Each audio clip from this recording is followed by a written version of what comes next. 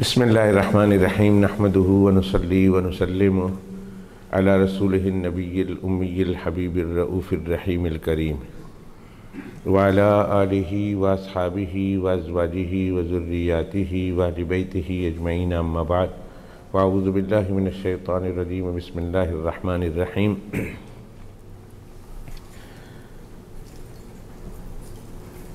یا ایہا الذین آمنوا استعینوا بالصبر والصلاة ان اللہ مع الصابرین ولا تقولوا لمن يقتل في سبيل الله اموات بل احیاء ولكن لا تشعرون وقال تعالی حامیم والکتاب المبین انا انزلناه في ليلة مباركة انا كنا منذرین فيها يفرق كل امر حکیم امرا من عندنا انا كنا مرسلین رحمة من ربک صدق اللہ العظیم اللہم صل علی سیدنا و مولانا محمد وعلی آل سیدنا و مولانا محمد وبارک وسلم اللہم صل علی سیدنا و مولانا محمد وعلی آل سیدنا و مولانا محمد وبارک وسلم اللہم صل علی سیدنا و مولانا محمد وعلی آل سیدنا و مولانا محمد وبارک وسلم وصلی علیہ تسلیما کثیرا کثیرا کثیرا اما بعد۔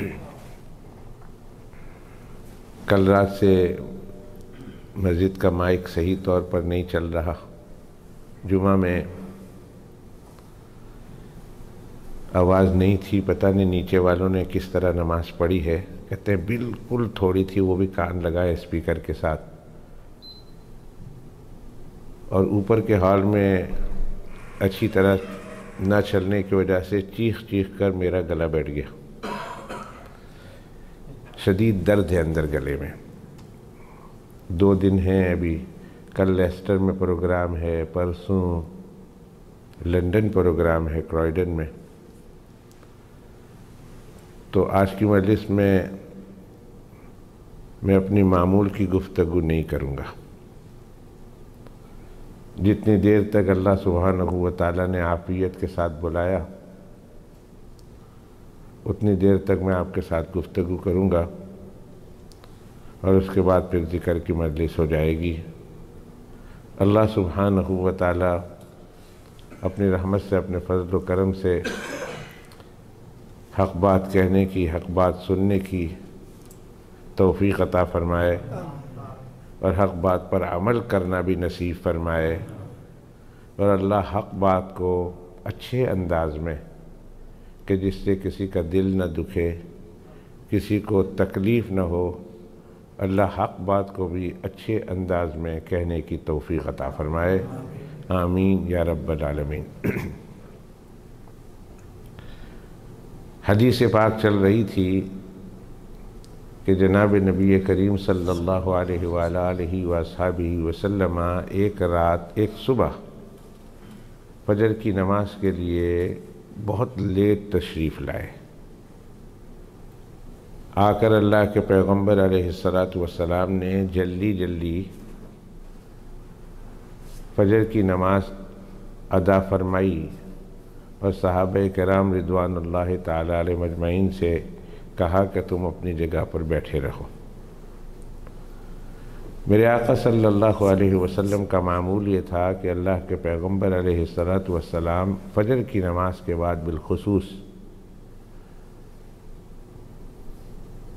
مصلین کی طرف منہ کر کے بیٹھ جاتے تھے، اور پھر خود ہی پوچھتے کہ آج کسی نے کوئی خواب دیکھا ہے تو بیان کرو۔ صحابہ کرام رضوان اللہ تعالی علیہ مجمعین نے اگر کسی نے خواب دیکھا ہے وہ بیان کرتا، اللہ کے پیغمبر علیہ السلام اس کی تعبیر پیش فرماتے، اور اگر کسی نے نہیں دیکھا تو اللہ کے پیغمبر علیہ السلام دین کے حوالے سے کچھ گفتگو فرما دیتے۔ آج اللہ کے پیغمبر علیہ السلام نے خود فرمایا کہ لوگو، میں نے خواب دیکھا ہے، میرا خواب تم سنو۔ اور یاد رکھیے کہ انبیاء کرام علیہ السلام کا خواب بھی وحی ہوتا ہے،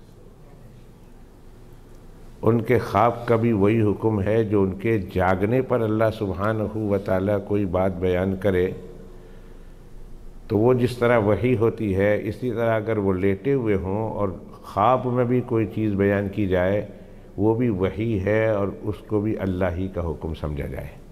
ہمارے خواب تو 3 طرح کے ہوتے ہیں۔ ہمارے خواب کبھی نفسانی خواب ہوتے ہیں، کبھی ہمارے خواب شیطانی ہوتے ہیں، اور کبھی ہمارے خواب رحمانی ہوتے ہیں۔ ایک نفسانی خواب،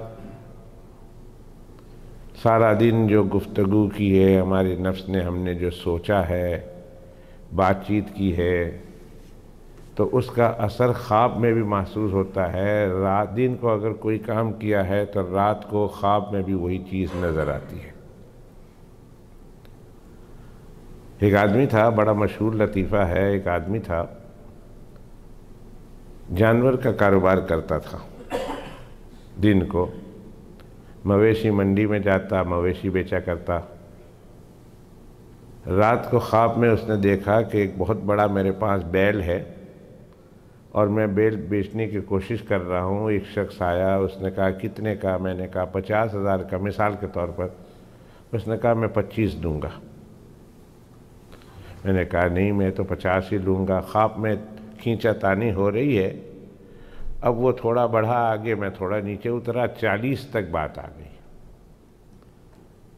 وہ کہتا ہے نہیں 35 لے لو، وہ کہتا ہے نہیں میں نے 40 ہی لینی ہے۔ 35-40 کے جھگڑے میں اس کی آنکھ کھل گئی۔ آنکھ کھلی، اندھیرا تھا۔ اس نے کہا یہ تو نہ ہاتھ میں پیسے ہیں 40,000، نہ بیل ہے، نہ، تو آنکھ فوراً بند کر کے کہتا ہے یارا تو 35 ہی دے دے، چلے گا ہم کو 35 ہی دے دو۔ تو یہ اس طرح کے خواب ہم لوگ دیکھتے ہیں کہ جس میں نفسیات کو، خواہشات کو بہت دخل ہوتا ہے۔ جو دن کو ہم نے سوچا، جو ہم نے بات چیت کی، جو ہم نے پڑھا، اس کے مطابق رات کو خواب آ جایا کرتے ہیں۔ اسی لیے ہمارے اکابرین فرماتے ہیں کہ استخارہ جب کرانا ہو، حکم تو یہ ہے کہ استخارہ خود کرو۔ جو کچھ بھی پوچھنا ہے اللہ سبحانہ و تعالیٰ سے 2 رکعت کے ذریعہ، دعا کے ذریعہ سے خود مشورہ طلب کر لو، خود خیر طلب کر لو۔ استخارہ کے معنی اللہ سے خیر مانگنا، اللہ سے خیر طلب کرنا۔ 2 رکعت سونے سے پہلے نماز پڑھو، اس کے بعد خاص دعا جناب رسول اللہ صلی اللہ علیہ وسلم نے بتائی ہے، اس دعا کو پڑھو اور اس کے بعد سو جاؤ۔ یا تو اللہ سبحانہ و تعالیٰ اس 2 رکعت نماز کی برکت سے، اس دعا کی برکت سے خواب میں اللہ دکھا دیں گے کہ آپ نے کیا کرنا ہے، اور اگر خواب میں نہیں دیکھا تو صبح اٹھ کر 2-3 دن کرے اسے، اور اگر کچھ بھی نہیں آیا تو پھر جس طرف قدم اٹھاؤ گے اللہ خیر کو تمہارے ساتھ لگا دے گا۔ یا تو اللہ خواب میں رہنمائی کریں گے، اور اگر خواب میں رہنمائی نہیں ہوئی، آخر آپ نے فیصلہ کرنا ہے ہاں کا یا نہ کا، تو اللہ سبحانہ و تعالیٰ خیر کو تمہارے ہاں کے فیصلے کے ساتھ لگا دیں گے یا نہ کے فیصلے کے ساتھ لگا دیں گے۔ کوئی ضروری نہیں ہے خواب دیکھنا، خواب دکھا دیے اللہ نے ٹھیک ہے، اور نہیں دکھایا آپ نے چونکہ اللہ سے خیر طلب کی ہے، اس لیے اللہ اس کی برکت سے آپ کو خیر ضرور عطا کریں گے، چاہے ہاں کی شکل میں ہو چاہے نہ کی شکل میں ہو، وہ خیر ہوگا آپ کے اس میں۔ لیکن چونکہ ہمارا سارا دن اس کے سوچ میں رہتا ہے، سارا دن اس کے بارے میں بات چیت کرنے میں رہتا ہے، تو کہیں ایسا نہ ہو کہ رات کو اگر ہم خواب دیکھیں تو ہمارے خواب نفسانی ہو، کیونکہ سارا دن سوچا، گھر والوں سے بات کیا، دوستوں سے بات کیا، اس سے بات کیا، اس سے بات کیا، اور سوچتے رہے، تو خطرہ ہے کہیں ایسا نہ ہو کہ جو دن کو دیکھا ہے وہ رات کو وہی نظر آ جائے اور ہمارا خواب نفسانی نہ ہو جائے۔ اس لیے بزرگان دین اور اہل اللہ کہتے ہیں کہ خواب کا اگر استخارہ کرانا ہے تو کسی غیر آدمی سے، دیندار آدمی سے استخارہ کرا لو، اس کو کہو میرا یہ پرابلم ہے، تم استخارہ کر لو میرے لیے، چونکہ انسان نے خود بہت سوچا ہوتا ہے تو کئی ڈر ہے اس بات کا کہ اسی سوچ کے مطابق خواب اسے نظر نہ آ جائے، اس لیے کسی اور سے کرا لو بھائی، مسجد کے امام صاحب سے کہو کہ کر لے ہمارے لیے، والد صاحب نمازی ہیں ان کو کہو کر لے، والدہ نمازی ہیں ان کو کہو کر لے، بھائی نمازی ہے ان کے لیے کر لے، کوئی اپنا دوست احباب ہے اس کو بتا دے کہ بھائی جو ہے میرے لیے استخارہ کرنا ہے، پلیز میرے لیے استخارہ کر لیں، اور 2 رکعت نماز پڑھ کر اللہ سبحانہ و تعالیٰ سے طلب کر لیں، پتہ نہیں اس میں کس میں ہمارے لیے خیر ہے، ایسا نہ ہو میرا خواب سوچ کے بنیاد پر ہو، اس لیے آپ کر لو اور پھر آپ کی بات کو میں مان لوں گا۔ ہمارے استاد محترم تھے، ہم نے بہت ساری کتابیں ان سے پڑھی، اللہ ان کے درجات بلند فرمائے، خطاؤں کو معاف فرمائے اور اللہ ان کی نیکیوں کو قبول فرمائے۔ بخاری شریف کے استاد تھے، مشکات شریف کے استاد تھے، حضرت اقدس حضرت مولانا نور اللہ صاحب نور اللہ مرقدہ، ان کے بڑے بھائی تھے حضرت مولانا بشیر اللہ صاحب رحمۃ اللہ علیہ۔ ہم نے ان سے بخاری شریف پڑھی اور 45 سال تک 45 ایئرس تک انہوں نے بخاری شریف پڑھائی۔ فرمایا کرتے تھے کہ اللہ پاک نے امام بخاری رحمۃ اللہ علیہ سے جتنی بخاری شریف پڑھائی اللہ نے اس سے زیادہ مجھ سے پڑھوا دی ہے۔ حضرت شیخ نور اللہ مرقدہ کے شاگردوں میں سے تھے، بڑے حضرت کے سہارنپور جا کر انہوں نے پڑھا تھا۔ برما میں انتہائی مشہور و معروف بزرگوں میں سے تھے، ان کے بھائی بھی، چھوٹے بھائی بھی اور بڑے بھائی بھی، اور ان کے ایک اور بھائی بھی تھے مولانا فضل حسین صاحب رحمۃ اللہ علیہ مجمعین۔ حضرت مولانا نور اللہ صاحب نور اللہ مرقدہ کسی کے لیے استخارہ کرتے تھے اور ایسا ایکیوریٹ ان کا استخارہ ہوتا تھا، جیسے سونا تولنے والا تولتا ہے تو ایک ماشا، ایک رتی، ایک چھٹانگ جو کچھ کہہ لے وہ اس طرف نہیں جانے دیتا اور اس طرف جانے نہیں دیتا کہ نقصان نہ ہو جائے، ان کا استخارے کا یہ عالم تھا۔ جیسے ہی وہ استخارہ کرنے کے بعد بتا دیں کہ یہ صحیح ہے تو یہ صحیح ہے اور یہ غلط ہے تو یہ غلط ہے۔ اگر انہوں نے غلط قرار دے دیا استخارے کے بعد اور آپ نے اس کام کو کرنا چاہا، کبھی بھی اس میں خیر نہیں ہوتی، بعد میں جا کر اس کا انجام پچھتانا ہی ہوتا ہے۔ ہم نے ایک نہیں سینکڑوں استخارے ان کے سنے ہیں، ان سے کروائے ہیں، اور اگر ان کے استخارے میں خیر آیا تو کام میں خیر، اور ان کے استخارے میں شر آیا تو کام میں شر، اور اگر کسی انسان نے ان کے استخارے کو پیچھے دھکیل کر خود کسی کام کو کرنے کی کوشش کی، نقصان ہی اٹھائے اس نے۔ اللہ ان کے درجات بلند فرمائے۔ بڑی مثالیں میں دے سکتا ہوں لیکن آج کی مجلس میں نہیں، اس لیے کہ میں گلے کے بارے میں ڈرتا ہوں۔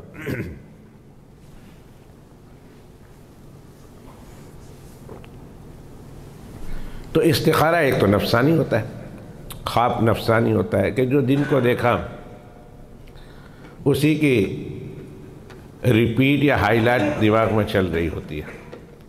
دن کو ریئل لائف میں ہم بات کرتے رہے، اب رات کو ہائی لائٹ میں وہ جو دن کو دیکھا تھا اس کا پرتہ اور اس کا عکس رات کو ہوتا ہے۔ اس کو اضغاث احلام کہتے ہیں قرآن کی اصطلاح میں۔ یوسف علیہ نبینا وعلیہ الصلاۃ والسلام کے زمانے میں جب بادشاہ مصر نے خواب دیکھا تھا کہ انی ارا 7 بقرات سمان یاکلہن 7 عجاف، موٹی موٹی گائیں 7 پتلی پتلی سوکھی پتلی گائیوں کو کھا جاتی ہے۔ جب یہ بات حضرت یوسف علیہ السلام کے زمانے کے بادشاہ نے اس دور کے معبرین کے سامنے رکھی، خواب کی تعبیر بتانے والوں کے سامنے، تو جب ان سے جواب نہ بن پڑا کہ خواب کی تعبیر کیا ہے، بڑا کمپلیکیٹڈ خواب ہے، 7 موٹی گائے، اور دوسرا بھی لمبا خواب ہے کہ 7 ہری شاخیں ہیں، 7 سوکھی شاخیں ہیں، 7 موٹی گائیاں ہیں، 7 پتلی گائیاں ہیں، 7 موٹی گائیاں پتلی گائیوں کو کھا جاتی ہے، اور 7 شاخیں ہیں، ادھر 7 ہری اور سوکھی شاخیں ہیں۔ اس کو معبرین کے سمجھ میں نہ آئی کہ بادشاہ نے یہ کیا خواب دیکھا، تو سب کہنے لگے بادشاہ سے قالوا اضغاث احلام وما نحن بتأویل الاحلام بعالمین۔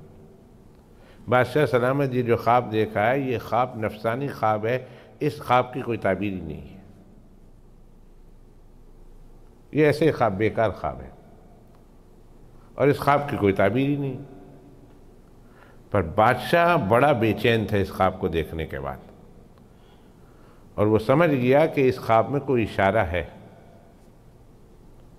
جو مجھے بتایا جا رہا دکھایا جا رہا ہے اس خواب میں کچھ نہ کچھ تعبیر، اور ان کو تعبیر نہیں آتی تو انہوں نے کہا ایسے ہی مار دیا کہ ایسے ہی نفسانی خواب ہے۔ پھر حضرت یوسف علیہ السلام جیل میں تھے، تو ایک شخص کو حضرت یوسف علیہ السلام پر بہت اعتماد تھا، وہ شخص جیل میں گیا اور جیل میں جا کر یوسف علیہ السلام سے کہنے لگا یوسف ایھا الصدیق افتنا،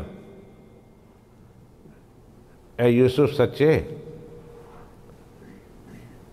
ہمارے بادشاہ نے خواب دیکھا ہے، اس خواب کی تعبیر میں آپ سے پوچھنے کے لیے آیا ہوں۔ یوسف علیہ السلام نے فرمایا اس خواب میں تو اللہ سبحانہ و تعالیٰ بہت بڑا اشارہ دے رہے ہیں، تمہارے سال آنے والے ہیں، 7 سال بہت اچھے ہرے بھرے ہوں گے، پھر 7 سال کے بعد اگلے 7 سال جو آئیں گے وہ بہت انتہائی فیمن اور قحط سالی کے ہوں گے اور خشک سالی کے سال ہوں گے۔ اس زمانے میں یہ جو تم اگاؤ گے اس کو محفوظ رکھو، جتنا مرضی ہے تھوڑا تھوڑا کھا لو اور دوسرا محفوظ رکھو تاکہ آئندہ سالوں میں تمہیں کام آئے جب فیمن ہو۔ تو بسا اوقات کسی انسان کو کوئی خواب پوچھا جاتا ہے اور خواب جو ہے اس کو نہیں آتا، کمپلیکیٹڈ ہوتا ہے، تو کہتے ہیں یہ تو نفسانی خواب ہے۔ اور ایک بات خواب کے حوالے سے بتا دوں کہ خواب اگر آئے تو اس کی تعبیر یا حبیب سے پوچھو یا لبیب سے پوچھو۔ خواب ہر ایک کے سامنے، ایسے سب کے سامنے جس میں اپنے بیگانے، دوست، دشمن، عقل مند، غیر عقل مند بیٹھے ہوں، ان کے سامنے خواب مت بیان کرو، کہیں وہ جو الٹا تعبیر دے دے تو کہیں ایسا نہ ہو کہ وہ تعبیر بری نکل آئے۔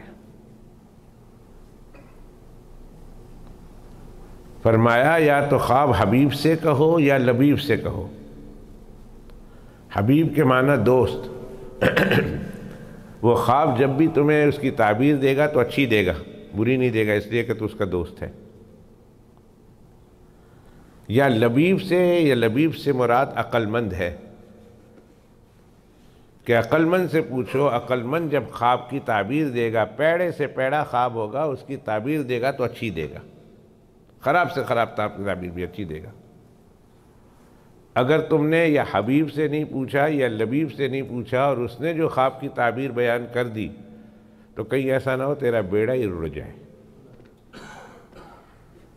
تو یہ جو ہم سنتے ہیں کبھی کبھی، اب تو بہت سال ہو گئے ہم نے دیکھا نہیں، یہ جو ٹیلی ویژن پر ہماری مائیں، بہنیں، بیٹیاں، ایک آدمی بیٹھ جاتا ہے اور بیٹھنے کے بعد وہ کہتا ہے خواب کی تکیہ ہے، پھر خواب سنتی ہے، وہ ساری دنیا کو سناتے ہیں اسپیکر پر کہ فلانے نے یہ خواب دیکھا اور اس کی تعبیر بیان کرتے ہیں۔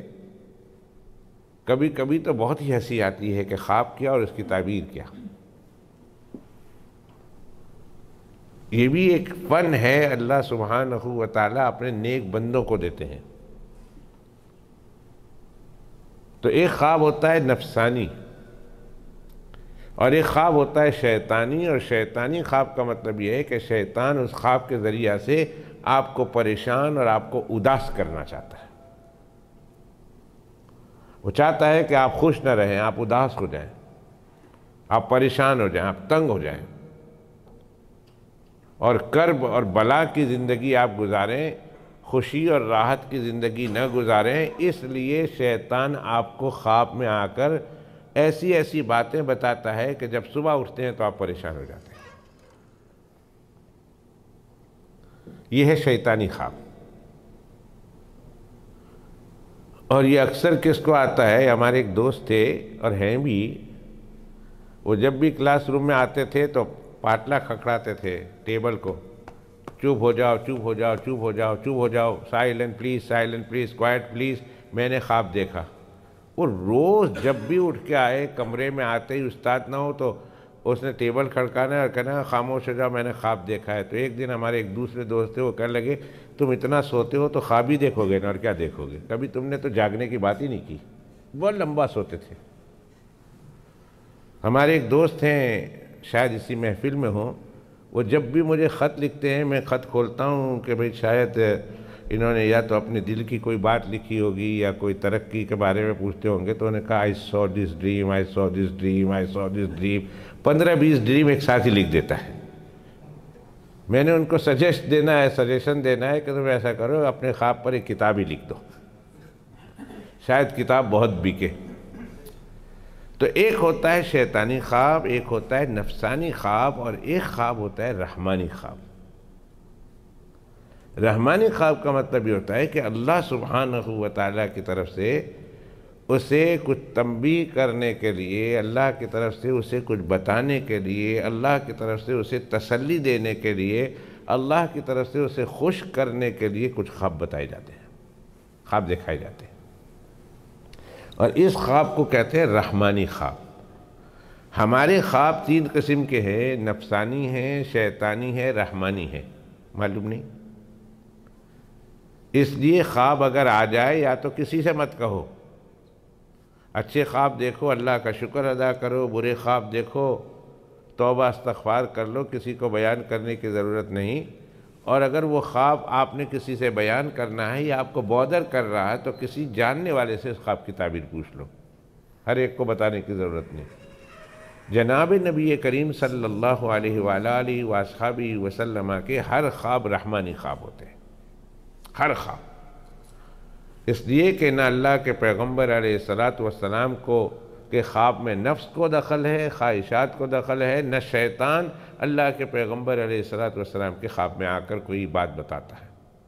ان کے جو خواب ہوتے ہیں وہ 100% رحمانی ہوتے ہیں، اور انبیاء کرام علیہ السلام کے سارے خواب سچے ہوتے ہیں اور رحمانی ہوتے ہیں۔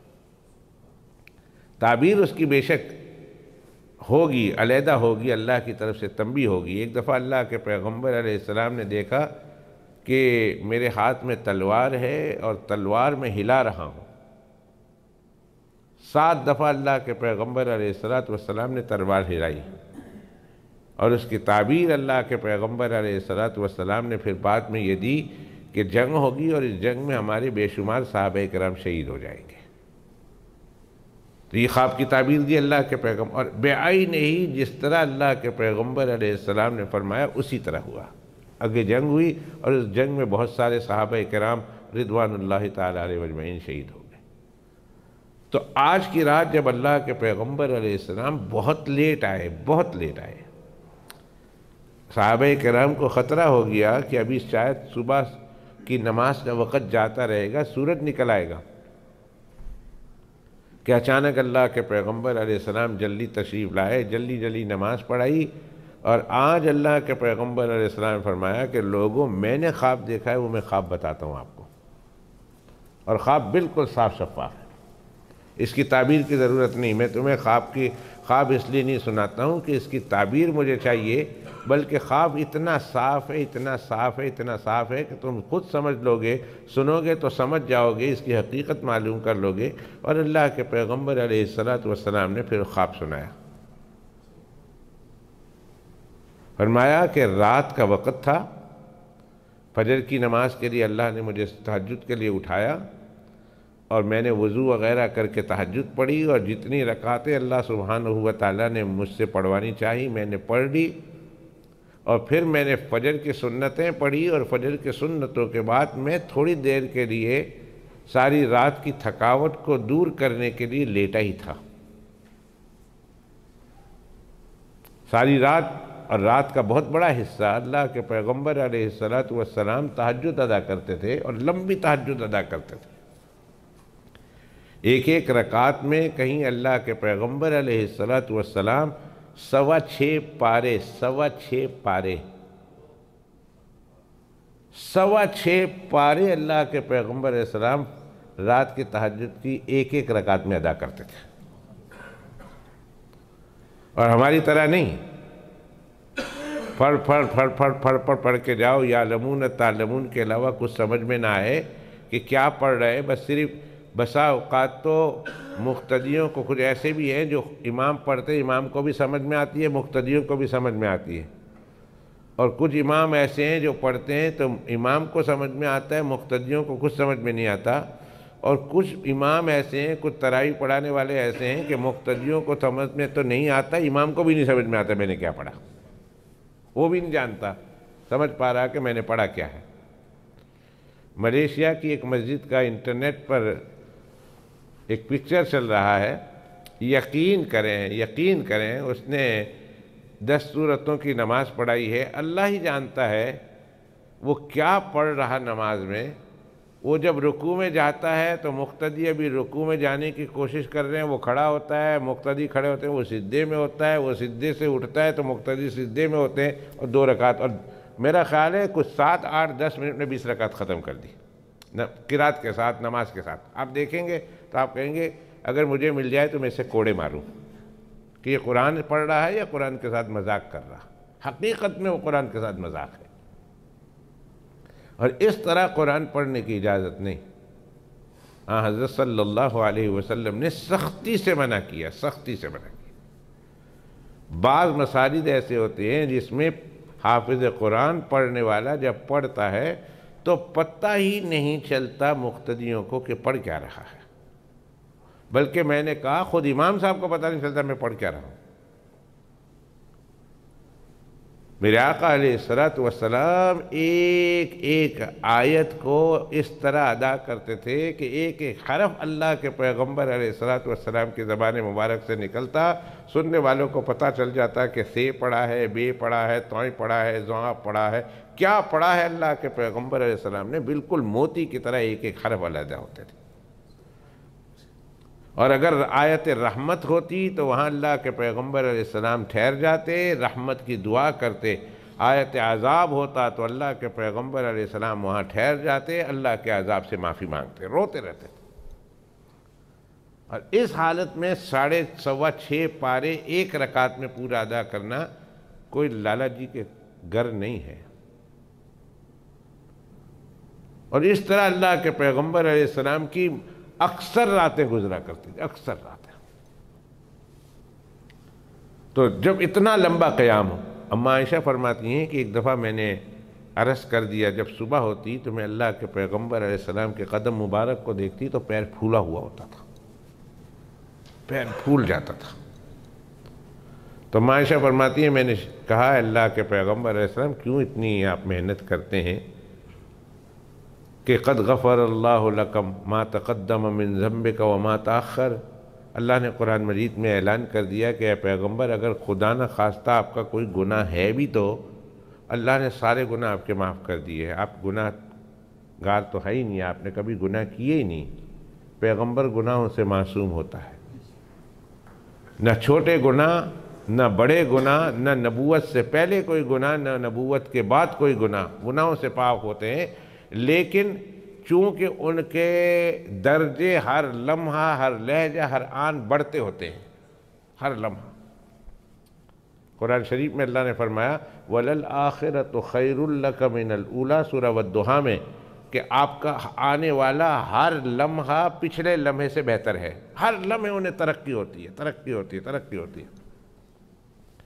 اور میں اپنے طالب علموں کو یہ سنایا کرتا ہوں، اس کی مثال یہ دیا کرتا ہوں کہ ایک آدمی ہے کل تک وہ 100 مرتبہ کلمہ شریف پڑھتا تھا دن میں، پھر ایک وقت اس پر ایسا آتا ہے وہ 500 مرتبہ پڑھتا ہے، پھر ایک وقت ایسا آتا ہے وہ 1000 مرتبہ پڑھتا ہے، پھر ایک وقت ایسا آتا ہے کہ وہ 10,000 مرتبہ پڑھتا ہے، پھر اس پر ایک وقت ایسا بھی آتا ہے کہ وہ دن میں 25 30 ہزار مرتبہ پڑھتا ہے۔ تو جب 30,000 کے لیول پر وہ پہنچ جاتا ہے تو جب وہ پہلے دن کو دیکھتا ہے جس میں وہ 100 مرتبہ پڑھتا تھا تو وہ اس دن کے لیے اللہ سے معافی مانگتا ہے اور کہتا ہے میرے اللہ میں اس دن بھی 30,000 پڑھ سکتا تھا لیکن میں اس دن 30,000 نہیں پڑھ سکا، آج پڑھ رہا ہوں تو اس دن نہیں پڑھ سکا ہوں، مجھے اس دن کی معافی عطا کر دے، میں نے اس دن کیوں کوتاہی کی۔ انسان پر ایسے دن آتے ہیں کہ جب نیکی میں ترقی کرتا ہے اللہ مزید کی توفیق دیتے ہیں، مزید کی توفیق دیتے ہیں، مزید کی توفیق دیتے ہیں، تو جب وہ پیچھے مڑ کے دیکھتا ہے تو کہتا ہے اوہو اس زمانے میں بھی یہ کر سکتا تھا، میں نے ایسا کیوں نہیں کیا۔ حالانکہ وہ جو اس نے کیا ہے وہ گناہ کی بات نہیں، اس پر معافی مانگنے کی ضرورت نہیں، مگر انسان اپنے ذہن میں یہ سوچتا ہے کہ اوہو میں نے تو بہت غلط کر دیا، میرے سے غلطی ہو گئی، میں نے اس دن کے تمام اعمال کو میں نے کیوں نہیں ادا کیا، کیوں اس دن اتنی محنت نہیں کی جتنی آج میں کر رہا ہوں۔ لہذا وہ اپنے ان دنوں کے کمی کو گناہ سمجھتا ہے اور اس سے معافی مانگتا ہے، اللہ مجھ سے غلطی ہو گئی مجھے معاف کر دے، مجھ سے غلطی ہو گئی مجھے معاف کر دے۔ حالانکہ اس نے گناہ کوئی نہیں کیا، اس نے نیکیاں کی تھی، لیکن چونکہ اتنی زیادہ نیکی نہ کر پایا اس لیے وہ اس نیکی زیادہ نہ کرنے کو بھی گناہ سمجھتا ہے اپنے حق میں۔ اور یہاں ذہن میں رکھیے کہ جناب رسول اللہ صلی اللہ علیہ وسلم کا ہر لمحہ، ہر لہجہ، ہر سیکنڈ، ہر منٹ پچھلے منٹ سے بہتر ہے۔ اللہ کی رحمتیں برستی ہیں، بہت وجوہات ہیں کہ کیوں اللہ کے پیغمبر علیہ السلام کا ہر آنے والا دن، ہر آنے والا گھنٹہ، ہر آنے والا لہجہ، ہر آنے والا لمحہ پچھلے لمحے سے، پچھلے لہجے سے، پچھلے گھنٹے سے، پچھلے دن سے بہتر ہوتا ہے۔ اس کی بڑی وجوہات علماء نے بیان کی۔ تو جب اللہ کے پیغمبر علیہ السلام اس پچھلے لمحات کو دیکھتے ہیں، حالانکہ وہ عظیم لمحہ ہے، تو اللہ کے پیغمبر علیہ السلام پر تواضع اور عبدیت کا اتنا غلبہ تھا کہ اللہ کے پیغمبر علیہ السلام اس پچھلے گزرے ہوئے لمحے کو یوں سمجھتے تھے کہ اوہ میرے سے کوتاہی ہوئی ہے، میں نے یہ بھی کر لینا تھا، یہ بھی کر لینا تھا، اور اس کو گناہ سمجھ کر، کوتاہی سمجھ کر اللہ سے معافی مانگتے ہیں۔ حالانکہ وہ گناہ نہیں تھا، لیکن اپنے طرف سے عبدیت کا تقاضا یہ کہ اس کو گناہ اور اس کو قباحت سمجھ رہے تھے، اور اگلے لمحے کو چونکہ پچھلے لمحے سے بہتر تھا، جب پچھلے لمحے پر نظر پڑتی، اما عائشہ نے کہا یا رسول اللہ اگر کوئی گناہ تو آپ کے ذمہ ہے ہی نہیں، اور اللہ نے آپ کی تسلی کے لیے ارشاد فرمایا کہ اے پیغمبر اگر آپ نے کوئی گناہ کر بھی لیا ہے تو اللہ تعالیٰ نے تیرے پچھلے اگلے سارے گناہ معاف کر دیے ہیں، آپ کو اتنا فکر کرنے کی ضرورت نہیں۔ تو جب اللہ نے قرآن مجید میں اعلان کر دیا ہے تو آپ اتنی لمبی چوڑی عبادتیں کیوں کرتے ہیں؟ کیا آپ کے پاؤں مبارک پہ ورم چڑھ جاتے ہیں، پاؤں پھٹ جاتا ہے؟ اتنی لمبی عبادت کیوں کرتے ہیں؟ تو اماں عائشہ رضی اللہ تعالی عنہ کے اس سوال پر جناب رسول اللہ صلی اللہ علیہ وسلم نے جواب ارشاد فرمایا افلا اکون عبدا شکورا، اے عائشہ کیا میں اس رب کا شکر ادا نہ کروں جس نے محمد یتیم کو امام الانبیاء والمرسلین بنا دیا ہے۔ یتیم گھرانے میں پیدا ہوا اور اللہ نے محمد یتیم کو امام الانبیاء والمرسلین تمام نبیوں اور رسولوں کا سردار بنا لیا ہے۔ اے عائشہ صرف عبادتیں جنت کے شوق میں اور جہنم کے خوف میں ادا نہیں کی جاتی، کبھی کبھی عبادتیں اللہ کے شکر میں بھی کی جاتی ہیں۔ ہماری عبادتیں کیا ہے؟ ہماری عبادتیں یا تو پھر جنت کے شوق میں ہے یا جہنم کے خوف سے ہے۔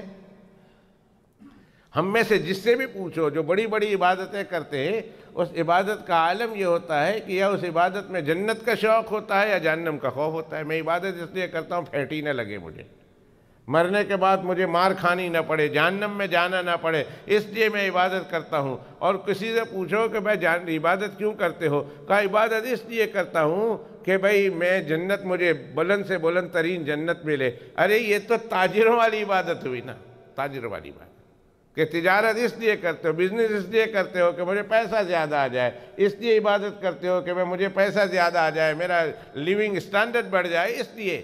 تو تم عبادت اس لیے کر رہے ہو کہ مجھے جنت کے اونچے اونچے مزے ملنے لگے۔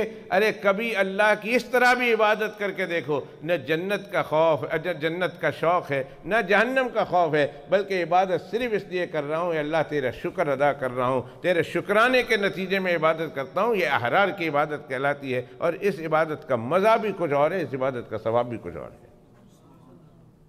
اس کا ثواب گن کر نہیں دیا جاتا، اللہ اپنے فضل سے دیتے ہیں، اور اس کا مزہ، اس عبادت کا مزہ ہی کچھ اور ہے۔ یہ احراروں کی عبادت کہلاتی ہے۔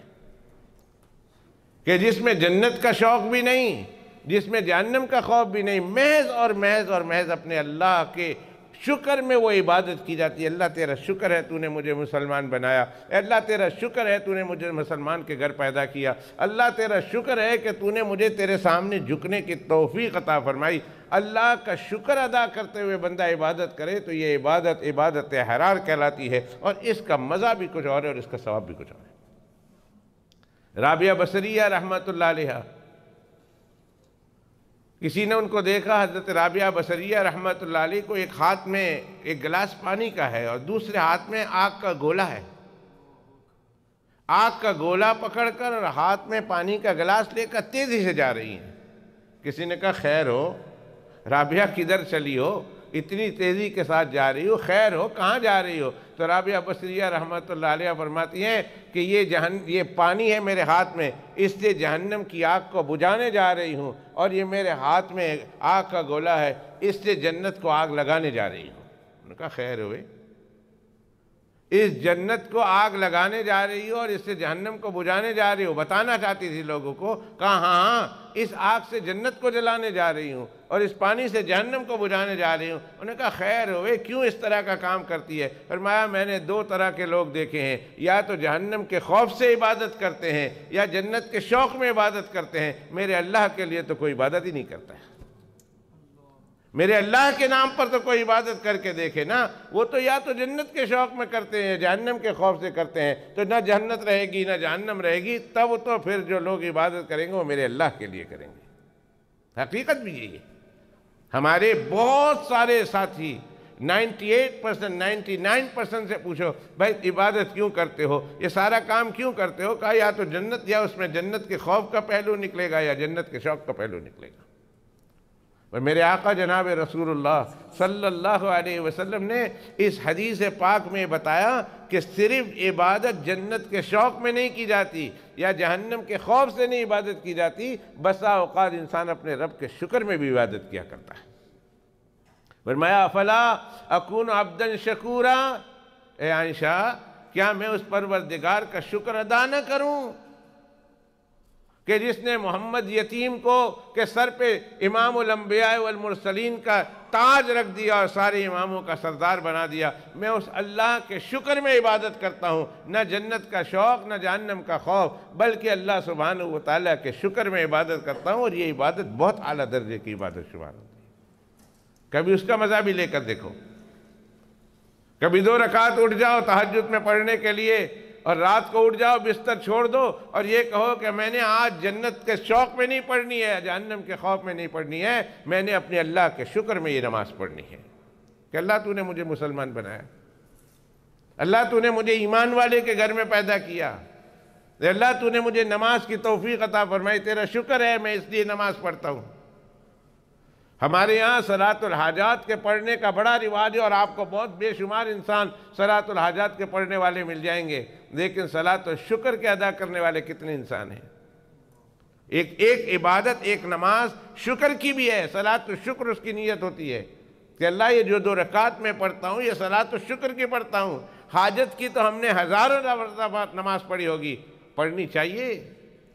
ہم اللہ کے محتاج ہیں اور وہ ہمارا مشکل کشا ہے، ہماری محتاج کو حاجت روائی کرنے والا، ہماری مشکلوں کو دور کرنے والا ہے، تو ہم اگر نہ مانگیں گے اس سے تو کس سے مانگیں گے؟ اس لیے وہ بھی پڑھنی چاہیے صلاۃ الحاجات، لیکن مسلمان کو تو صلاۃ الحاجات کے پڑھنے کے ساتھ ساتھ صلاۃ الشکر بھی پڑھنی چاہیے کہ کتنی نعمتیں ہیں اللہ سبحانہ و تعالیٰ کی جو اس ذلیل بندے پر اللہ سبحانہ و تعالیٰ نے نازل فرمائی ہے۔ کبھی اس کے شکر میں بھی تو اپنے رب کے لیے عبادت کر لیا کرو نا۔ ہر دفعہ تاجروں والی عبادت ہوگی، سودے والی عبادت ہوگی؟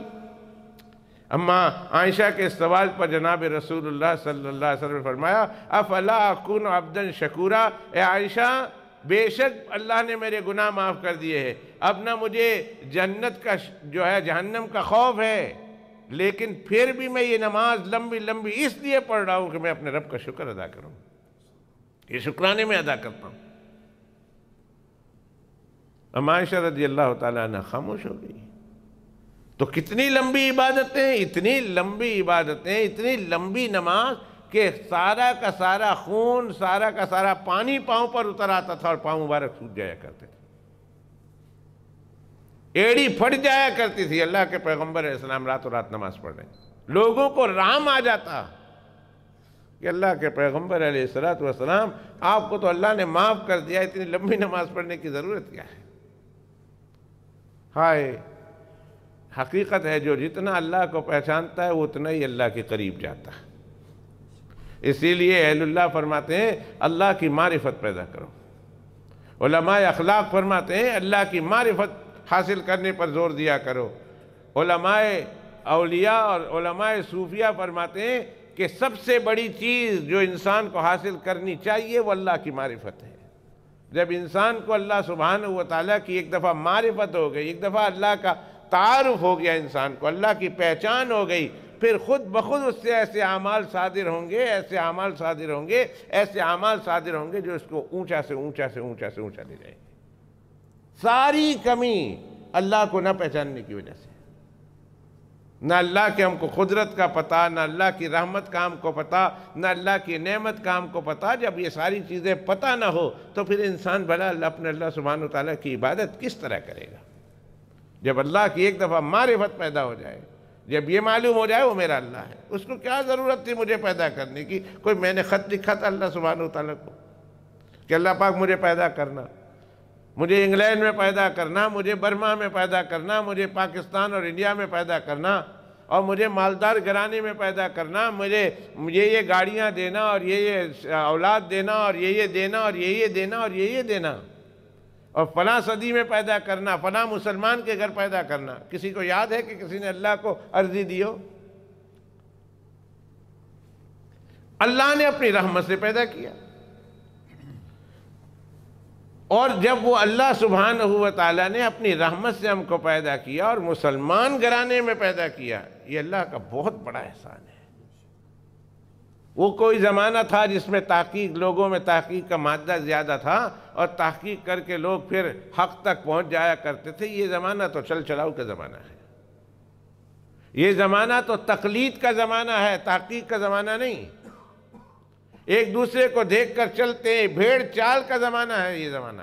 وہ زمانہ تحقیق کا تھا، ریسرچ کا زمانہ تھا، وہ زمانہ ریسرچ تحقیق کا زمانہ۔ یہ زمانہ تقلید کا ہے، فالو کا زمانہ ہے۔ ہم ایک دوسرے کو دیکھ کر فالو کرتے ہیں، فالو کرتے ہیں، فالو کرتے ہیں، یہ تقلید ہے۔ اور وہ زمانہ تحقیق کا تھا جس میں لوگ ریسرچ کر کے جایا کرتے تھے۔ اس لیے اگر خدا نہ خواستہ کسی غیر گھر میں پیدا ہو گئے، تحقیق کرتے تھے اور کبھی ان کو اسلام کی توفیق ہو جاتی تھی۔ اگر اللہ نہ کرے اس زمانے میں ہم ہندو کے گھر پیدا ہو جائیں، اگر عیسائی کے گھر پیدا ہو جاتے، مجوسی کے گھر پیدا ہو جاتے، یقین کیجئے تحقیق کی کمی کی وجہ سے کبھی بھی ہم اسلام تک نہ پہنچتے۔ اے میرے مولا، تیرا ہزار ہاں نہیں لکھوں کھا اور لکھوں کا نہیں ساری زندگی سجدے میں رکھ کر تیرا شکر ادا کروں تو کم ہے کہ تو نے ہمیں مسلمان کے گھر پیدا کر دیا ہے۔ اللہ کا شکر ہے، اتنی بڑی نعمت اللہ نے ہمارے اوپر اتمام کر دیا، تمام کر دی کہ مسلمان کے گھر پیدا کر دی۔ کیا یہ شکر نہیں اللہ کا؟ اس پر شکر نہیں بنتا؟ اور پھر جتنی نعمتیں عطا کی ہے، کیا ان نعمتوں کا شکر نہیں بنتا؟ کبھی دل پر ہاتھ رکھ کر کہیے کہ اللہ کی ہزاروں نعمتوں سے ہم صبح شام دن رات مستفید ہوتے ہیں، کبھی ایک بار بھی دن کے 24 گھنٹے میں ہم نے اللہ تعالیٰ کے شکر ادا کرنے کے لیے 2 رکعت نماز پڑھی ہو؟ صلاۃ و شکر کا ہماری زندگی میں معمول ہو؟ کہاں ہے؟ کبھی خدا کے واسطے میں ہاتھ جوڑ کر اپیل کرتا ہوں، خدا کے واسطے اپنی زندگی میں صلاۃ و شکر ادا کرنے کا رواج ڈالو۔ کبھی دن رات کے 24 گھنٹے میں اللہ کے سامنے 2 رکعت جیسا ہم لوگ پڑھتے ہیں۔ ہماری نماز تو ایسی نماز ہے کہ اس کے لیے علیحدہ توبہ کرنے کی ضرورت ہے۔ ہماری نماز وہ نماز نہیں ہے کہ جس نماز پر اللہ سے ہم کو رحمتیں کھنچوائیں۔ ہماری نماز تو ایسی نماز ہے کہ اس نماز پر توبہ کرنے کی ضرورت ہے۔ لیکن چلو اللہ کا شکر ہے، اللہ ایسی نماز بھی تو پڑھواتے ہیں، کبھی کم از کم ایسی 2 رکعت صلاۃ و شکر تو پڑھ لیا کرو کہ اللہ تیرا شکر ہے۔ اور آپ کو پتہ ہے قرآن شریف کا 2 ضابطہ یاد رکھیں، قرآن شریف نے شکر پر 2 ضابطے بیان کیے ہیں۔ ایک یہ کہ اللہ نے جو نعمتیں آپ کو دی ہے، اس صلاۃ و شکر پر اللہ تعالیٰ اس نعمتوں کے چھن جانے سے اللہ سبحانہ و تعالیٰ حفاظت کر لیتے ہیں، نعمتیں نہیں چھنیں گی۔ صلاۃ و شکر کا ایک بڑا فائدہ یہ ہے کہ جس نعمت کا آپ شکر ادا کرتے ہیں، اللہ تعالیٰ کے فیصلہ یہ اتر آتا ہے اور اللہ یہ کاتب تقدیر لکھ لیتا ہے کہ بس اس بندے نے جس نعمت کا شکر ادا کیا، میں نے اسے نعمت چھینی نہیں۔ کبھی آنکھ کا شکر کر لیں، کبھی کان کا شکر کر لیں، کبھی زبان کا شکر کر لیں، کبھی دماغ کا شکر کر لیں، کبھی دل کا شکر کر لیں، کبھی ہضم کا شکر کر لیں، کبھی آسانی کے ساتھ پیشاب کر لیتے ہیں اس کا شکر ادا کر لیں، کبھی آسانی کے ساتھ نمبر 2 پہ چلے جاتے ہیں اس کا بھی شکر ادا کر لیں، کبھی اچھا بسترا مل گیا اس کا شکر ادا کر لیں، کبھی اچھا کمبل مل گیا اس کا شکریہ ادا کر لیں، کبھی اچھی گاڑی مل گئی اس کا شکر ادا کر لیں۔ ہزارہا نعمتوں میں انسان گرا ہوا ہے، ہزارہا نعمتوں میں، اور مسلسل اللہ سبحانہ و تعالیٰ کی ہر لمحے اس پر شکر کی نعمتوں کی بارش ہو رہی ہے، نعمتوں کی ہر وقت ہر وقت ہر وقت۔ چاہیے تو یہ تھا کہ ہر وقت ہماری زبان پہ الحمدللہ ہو، اس تصور کے ساتھ، اس دھیان کے ساتھ کہ اللہ تیرا شکر ہے اور مجھے اور کیا چاہیے، تیرا شکر ہے، الحمدللہ الحمدللہ الحمدللہ۔ یا یاد آنے پر شکر ادا کریں، دن میں 24 گھنٹے میں کم از کم 2 رکعت نماز ہی پڑھنی ہے نا، کسی ایک نماز کے بعد پڑھ لیا کریں۔ تہجد میں نہیں اٹھ سکتے، عشاء کے بعد پڑھ لیں، مغرب کے بعد پڑھ لیں، جب آپ کو فرصت ملے۔ کوئی ضروری تو نہیں ہے کہ نماز کے ٹائم کے ساتھ ہی ہم نماز پڑھیں۔ اللہ نے چند لمحوں کے علاوہ پورا دن پوری رات نماز کے لیے فارغ کر دیا ہے، ان چند لمحوں کو چھوڑ کر کبھی بھی 2 رکعت نماز ادا کر لیں، اللہ کے سامنے جھک جائیں، اے اللہ میں بہت کمزور ہوں، بہت کمزور ہوں اور بہت کمزور ہوں، بھلا تیری نعمتوں کا شکر کیسے ادا کر سکتا ہوں، اور نعمتوں کا شکر ادا کرنے کے لیے میں 2 رکعت نماز پڑھتا ہوں۔ یہ 2 رکعت نماز تو نماز نہیں ہے، پھر بھی اس نماز پر تیرا شکر ادا کرتا ہوں کہ میرے اللہ تو نے یہ شکر ادا کرنے کی توفیق کے لیے مجھے 2 رکعت نماز پڑھائی ہے، یہ 2 رکعت نماز کا شکر بھی ادا کرتا ہوں۔ حضرت داؤد علیہ السلام، سیدنا داؤد علیہ السلام اللہ کے نبی ہیں، ایک مرتبہ اللہ سے کہنے لگے، اللہ ایک بات میری سمجھ میں آئی، آپ کی نعمتوں کا جب شکر ادا کرتا ہوں کہ آپ نے مجھے کھانا دیا، میں اس کا شکر ادا کروں، تو جب میں اس کا شکر ادا کرنے لگتا ہوں تو میرے دماغ میں ایک بات آتی ہے کہ اللہ کی اس کھانے کی نعمت کا شکر بعد میں ادا کر لینا، پر اللہ سبحانہ و تعالیٰ نے اس کھانے کی نعمت کا شکر ادا کرنے کے لیے تجھے جو شکر کی توفیق عطا فرمائی اس کا تو شکر ادا کر۔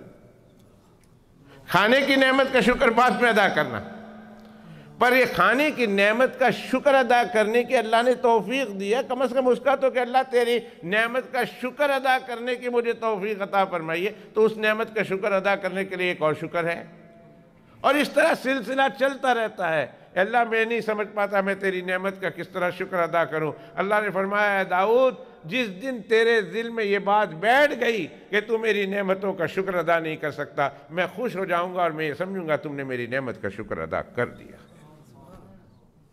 کیسے کریں اللہ کی نعمت کا شکر؟ اور ایک نعمت ہو تو کریں نا، یہ تو بارش، مسلسل بارش سے زیادہ اللہ کی نعمتیں ہمارے ساتھ ہیں اور ہر وقت ہے۔ ہم ان نعمتوں کا شکر کس طرح ادا کر سکتے ہیں؟ اور ایسی ایسی نعمتیں ہیں، یا اللہ کیا بتاؤں، جب تک یہ نعمتیں ہمارے ساتھ ہیں ہمیں احساس تک نہیں ہے کہ یہ نعمت ہے، جب وہ نعمت چھن جاتی ہے پھر پتہ چلتا ہے یہ اتنی بڑی نعمت تھی، اتنی بڑی نعمت تھی اور اتنی بڑی نعمت تھی۔ ہارون الرشید بہت عجیب و غریب بادشاہ تھے، اللہ ان کی قبر پہ کروڑوں رحمتیں نازل فرمائے۔ بادشاہ تھے، آدھی دنیا کے مالک، آدھی دنیا کے مالک، مسلم بادشاہ، آدھی دنیا کے مالک، اور تمام دنیا کے کاموں کے باوجود دین کے ساتھ ان کا اتنا لگاؤ تھا، دن رات کے 24 گھنٹے میں فرائض، سنت اور نماز کے ساتھ جو نوافل ہے اس کے علاوہ اشراق، چاش، تہجد، یہ ساری جو نوافل روابط ہیں، یعنی جو حدیث پاک سے ثابت ہیں، ان نمازوں کے علاوہ 200 رکعت روزانہ اللہ کی پاک بارگاہ میں ادا کیا کرتے تھے. 200 رکعت نفل، ویسے ہی بادشاہ وقت ہو کر ساری نمازیں فرض پڑھنی، سنتیں پڑھنی، نوافل روابط پڑھنی اور دیگر نوافل رابطہ پڑھنی، ساری نمازوں کے علاوہ 200 رکعت روزانہ پڑھنا.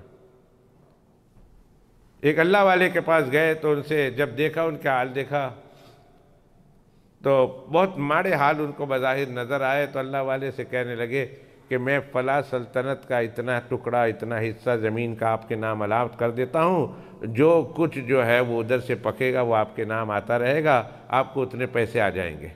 اللہ والے نے کہا نہ، میرے پاس سب کچھ ہے. انہوں نے کہا حضرت میں دیکھ رہا ہوں، پوچھ رہا ہوں، کچھ بھی نہیں ہے. انہوں نے کہا میرے پاس تجھ سے زیادہ ہے، تجھ سے زیادہ، تیری جتنی سلطنت ہے اس سے زیادہ ہے.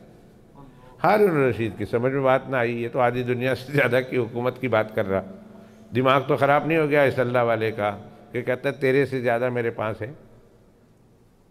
کہا حضرت کہاں ہے؟ میں دیکھ رہا ہوں آپ کے یہاں تو فاقے چل رہے ہیں. کہا میرے پاس تیرے سے زیادہ ہے. کچھ نہیں بولا. اگلی دفعہ جب حضرت آئے، ہارون الرشید ان سے ملنے کے لیے آئے، تو باتوں باتوں میں حضرت نے پوچھ لیا، اللہ والے نے پوچھ لیا، ایسے مثال دیتے ہوئے کچھ مثال بات کی، اور مثال دیتے ہوئے کہا ہارون الرشید سے کہ مان لو کہ اگر آپ جنگل میں جا رہے ہوں اور آپ کو بہت زیادہ سخت پیاس لگی ہو، پانی کا نام و نشان ایک قطرہ بھی نہ ہو، دور دور تک پانی نظر نہ آ رہا ہو، اور اچانک ایک بندہ ٹھنڈا گلاس کا شربت لے کر آپ کے سامنے آ جائے اور آ کر آپ دیکھیں اسے کہے یار میں مر رہا ہوں، مجھے پانی کا ایک گلاس دے دو. وہ کہتا ہے یہاں مفت تو نہیں ملے گا، پیسہ دینا پڑے گا. اور آپ پوچھیں ان سے کہ یہ کتنے کا ہے، تو وہ کہے مجھے آپ کی آدھی سلطنت چاہیے، آدھا کنگڈم چاہیے آپ کا.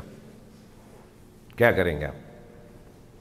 اور آپ مر رہے ہیں، اگر نہیں پیا تو مر جائیں گے، اتنی سخت پیاس لگی ہوئی، کیا کریں گے آپ؟ تو ہارون الرشید نے کہا بھائی جان ہے تو جہاں ہے میں دے دوں گا آدھی سلطنت، اس لیے کہ آدھی تو میرے پاس رہے گی اور زندہ تو میں رہوں گا. اگر میں مر گیا تو پوری دنیا بھی میری حکومت میں تو مجھے کیا فائدہ. انہوں نے کہا اچھا دے دیں گے. کہاں؟ آدھی سلطنت دے دوں گا. کہتے ہیں آپ نے آدھی سلطنت میں سمجھو ایک گلاس پانی کا لے لیا. اب چونکہ بہت دیر کے بعد پیٹ میں خشکی آ گئی تھی، معدہ سوکھ گیا تھا، گلا سوکھ گیا تھا، اس کے بعد بہت دیر کے بعد آپ کو پانی ملا اور آپ گڑ گڑ کر کے ایک سانس میں سارا پانی پی گئے، اور یہ پانی نے جا کر پیٹ میں بریک لگا دی. اب یہ پانی نکل نہیں رہا، پیشاب نہیں ہو رہا. بڑے بڑے ڈاکٹر آئے، حکیم آئے، طبیب آئے، سب نے علاج کیا، نہیں آ رہا ہمارا. ایک طبیب آیا، اس نے کہا میں گارنٹیڈ علاج کراتا ہوں، اگر نہ آپ کو پیشاب ہوا تو میری گردن کاٹ دینا، اور اگر پیشاب ہو گیا تو پھر میں اس کا علاج لوں گا، اس کا معاوضہ لوں گا، اس کا پیسہ لوں گا. بادشاہ نے پوچھا کتنا؟ انہوں نے کہا آدھی سلطنت. آدھی سلطنت. کیا کریں گے آپ؟ ہارون الرشید نے پھر وہی جملہ دہرایا، جان ہے تو جہاں ہے، زندہ رہا تو فائدہ ہے نا، زندہ ہی نہیں رہا تو پھر اس سلطنت کا فائدہ کیا؟ میں آدھی سلطنت دے دوں گا. تو پھر جب اس نے یہ کہا، پھر حضرت نے یاد دلایا کہ میں نے تمہیں لاسٹ ٹائم پتہ ہے میں نے تمہیں کیا کہا تھا کہ اللہ نے تجھے تیری حکومت سے زیادہ مجھے دیا ہے. وہ اللہ مجھے صبح ایسے کئی گلاس پلاتا بھی ہے اور عافیت کے ساتھ ایسے کئی گلاس پیے ہوئے کو نکال بھی دیتا ہے، تو پھر میں کیوں نہ کہوں اللہ نے تیری سلطنت سے زیادہ مجھے عطا کیا ہوا ہے. میں اس پر اللہ کی اتنی نعمتیں ہیں. صبح بھی پیتا ہوں، عافیت کے ساتھ پیتا ہوں اور اس کو نکال بھی دیتا ہوں. کیا یہ تیری سلطنت سے زیادہ نہیں ہے؟ اور ایسے دن میں کئی بار کرتا ہوں. تو شکر کا ضابطہ یاد رکھیں، اصول یاد رکھیں کہ جب بندے کو اللہ نے جو بھی نعمتیں دی ہے، جب بندہ شکر ادا کرتا ہے تو اللہ سبحانہ و تعالیٰ کے دو ضابطے، دو قانون ہیں. ایک یہ کہ اللہ اس دی ہوئی نعمتوں کو پھر چھینتا نہیں ہے، کہتا ہے اس بندہ میرا شکر ادا کرتا ہے، اس کو نعمتیں دو، رکھو اس کے بعد باقی. اور پھر دوسرا ضابطہ یہ ہے کہ بندہ جن نعمتوں کا شکر ادا کرتا ہے اللہ سبحانہ و تعالیٰ ان نعمتوں میں اضافہ فرماتے ہیں، بڑھا دیتے ہیں ان نعمتوں کو، ان نعمتوں میں برکتیں عطا فرماتے ہیں، ان نعمتوں میں اضافہ فرماتے ہیں، ان نعمتوں میں اللہ سبحانہ و تعالیٰ تقویت عطا کرتے ہیں،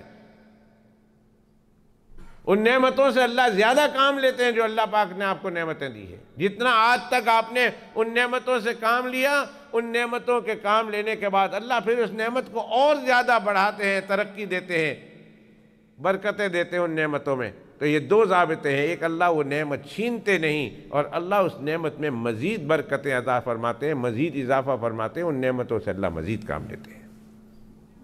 یہ نہیں کہ دو آنکھیں ہیں، دو آنکھوں پر شکر ادا کیا تو تیسری آنکھ بھی آپ کو مل جائے گی، دو کان ہیں، دو کانوں پر اپنے اللہ کی نعمت کا شکر ادا کیا تو صحیح سر پہ یا دماغ پہ یا گردن پہ ایک تیسرا کان نکل آئے گا، نہیں، اللہ اس نعمت میں برکت عطا فرماتے ہیں، اور اللہ سبحانہ و تعالیٰ اس کو صرف باقی نہیں رکھتے، اس میں برکتیں ہی برکتیں، اس سے اللہ وہ کام لیں گے جو آخرت میں آپ کو کام آئے گا۔ آنکھوں سے پھر اللہ زیادہ قرآن پڑھائے گا، کانوں سے اللہ زیادہ دین کی بات سنائے گا، زبان سے اللہ سبحانہ و تعالیٰ زیادہ دین کی بات بلائے گا، مال ہے جس میں بڑھوتری ہوگی، لیکن اس کے علاوہ دیگر عبادتوں میں برکت ہی برکت، برکت ہی برکت اور برکت ہی برکت ہوگی۔ اور قرآن شریف نے ایک آیت میں تو اللہ نے بڑا عجیب جملہ فرمایا، 5واں سپارہ اس آیت پہ ختم ہوتا ہے، فرمایا ما یفعل اللہ بعذابکم ان شکرتم، اللہ سبحانہ و تعالیٰ کو کیا فائدہ اور اللہ کو کیا ملے گا تمہیں عذاب دیتے ہوئے جب تم اللہ کی ان نعمت کا شکر ادا کرتے رہو۔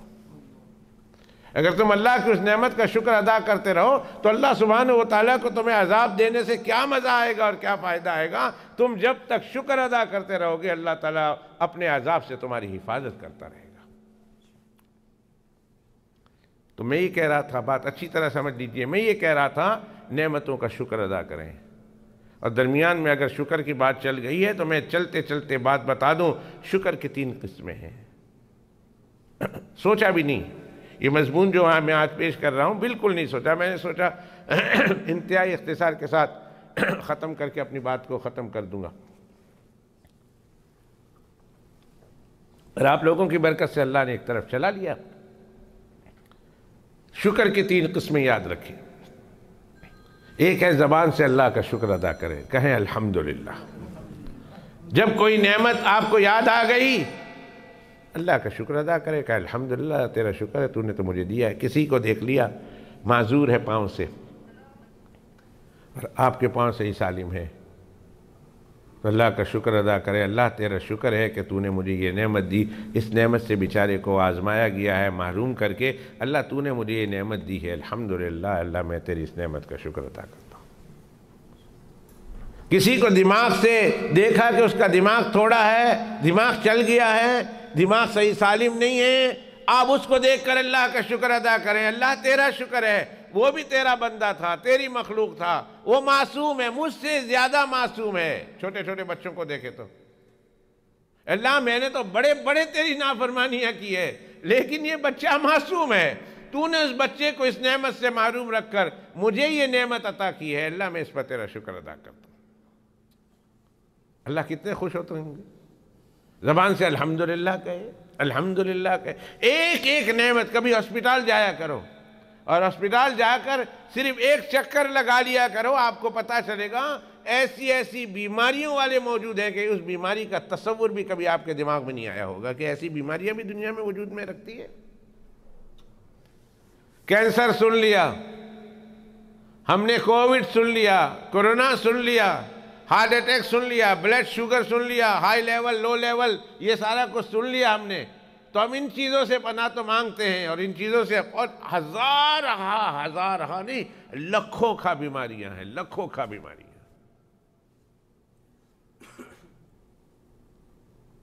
اللہ نے ان بیماریوں سے ہمیں بچائے رکھا ہے، کیا اللہ کا شکر نہیں بنتا؟ میں آپ سے پوچھتا ہوں، کیا اللہ سبحانہ وتعالیٰ کی جو نعمتیں دی ہے جس سے ان کو محروم رکھا ہے، کہ ان نعمتوں کا ہمارے اوپر لازم و ضروری نہیں کہ ہم اللہ کا ان نعمتوں کا شکر ادا کریں کہ اللہ تو نے ہمیں یہ نعمتیں دی؟ کب ہم نے لکھا تھا آپ کو کب ہم نے آپ کو عرضی دی تھی کہ اللہ وہ بیماری سے ہم کو بچانا، اس بیماری سے بچانا؟ تو چاہتا تو ہمیں بھی اس بیماری میں مبتلا کر دیتا، تو ہمیں ایسے ہی ڈیفیکٹ کر کے پیدا کر دیتا، ایسے ہی کمزوری کے ساتھ پیدا کر دیتا، آپ کو کون پوچھنے والا تھا؟ کون لڑ سکتا تھا آپ سے؟ پر اللہ پاک آپ اتنی بیماریاں، اتنی نعمتوں سے اللہ نے نوازا ہے، اور ان نعمتوں میں کبھی کبھی کوئی ایک دو چیز اگر نقصان ہو جائے نا ہمیں، تو ہم اللہ کے خلاف شکوہ کرنا شروع کر دیتے ہیں۔ اللہ سانو انج کیوں، اسی کیوں، میں کیوں اس بیماری میں مبتلا ہوں، میں ہی کیوں؟ ارے اللہ کے بندے، جب ایک بیماری تیرے ساتھ ہے اسی وقت لاکھوں نعمتیں بھی تو تیرے ساتھ ہیں، لاکھوں کروڑوں نعمتوں میں تو گرا ہوا ہے، ایک بیماری اللہ نے دے دی ہے۔ نعمتیں تو شمار کر، ہزار ہاں نہیں لاکھوں کا نعمتیں تو اپنے ساتھ پائے گا جبکہ ایک بیماری موجود ہے۔ تیرے ساتھ تیرے رشتہ دار نہیں جو تیری لک آفٹر کر رہے ہیں، تیرے ساتھ تیرے دوست نہیں جو تیری عیادت کرتے ہیں، تیرے ساتھ نرس نہیں، تیرے ساتھ علاج نہیں، تیرے ساتھ ہسپتال نہیں۔ اس نعمت کو جو لاکھوں کا نعمتیں ہیں ایک بیماری کے اندر اللہ نے دی ہے، اب لاکھوں کا انسان اس بیماری کے ساتھ ان نعمتوں سے محروم ہے۔ چلے جائیں افریقہ کے ملکوں میں، جو بیماری انگلینڈ میں ہے وہ بیماری افریقہ میں بھی ہے، لیکن جو سہولتیں یہاں ہیں ان سہولتوں سے وہ محروم ہیں۔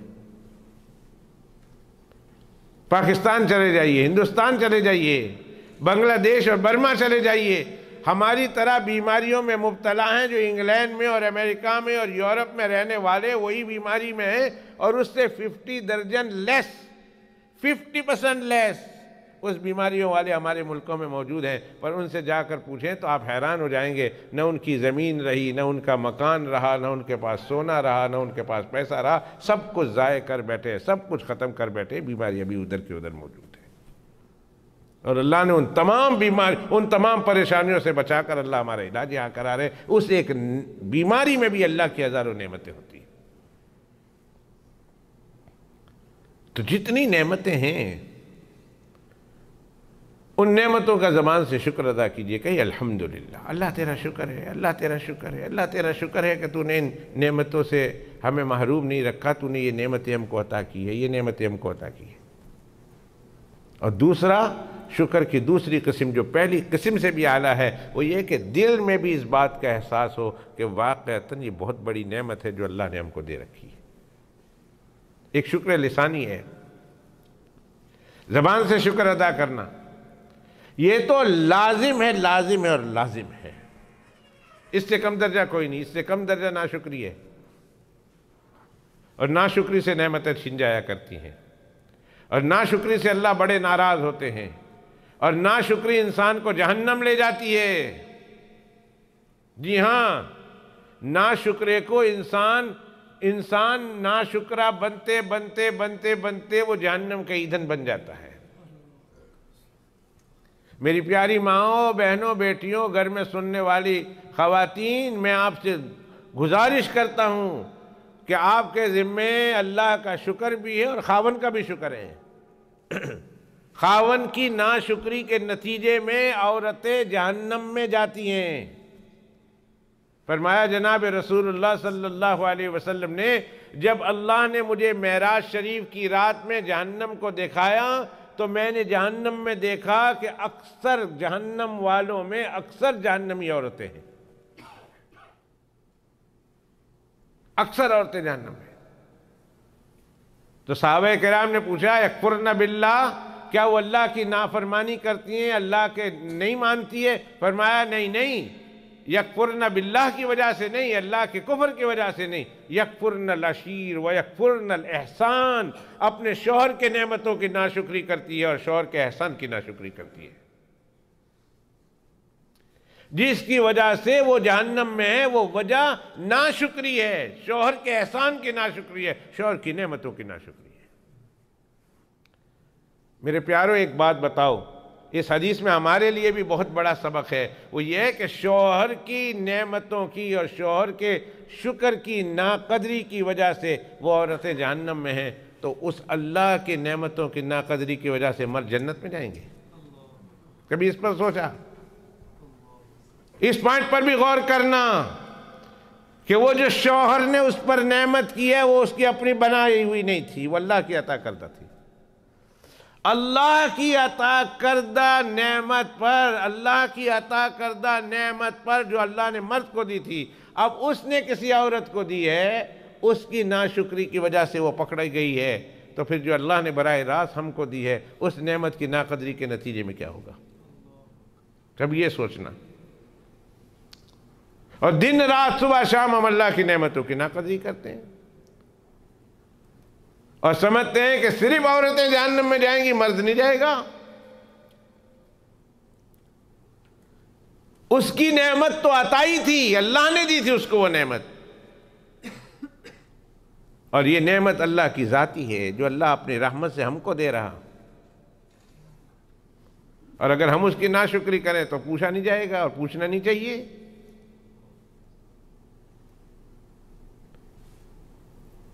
دو، ایک زبان سے ہر وقت اللہ سبحانہ و تعالیٰ کی نعمت کا شکر ادا کرو۔ ہمارے ایک بزرگ تھے، جب بھی کوئی ان سے بیعت ہوتا تھا تو وہ پوچھتے کہ بھئی حضرت کیا پڑھنا ہے، مجھے بتا دیجئے، تو بزرگ فرماتے تھے 2 تسبیح تم اپنے لیے بلا کسی تعداد کے پڑھو۔ تسبیح بتا دیتے تھے، 100 تسبیح لا الہ الا اللہ کی، یہ تسبیح اتنے کی، یہ تسبیح اتنے دانے، یہ تسبیح اتنے دانے، 2 تسبیحات ہے بلا تعداد پڑھنی ہے، صبح شام دن رات تمہاری زبان پر ہونا چاہیے۔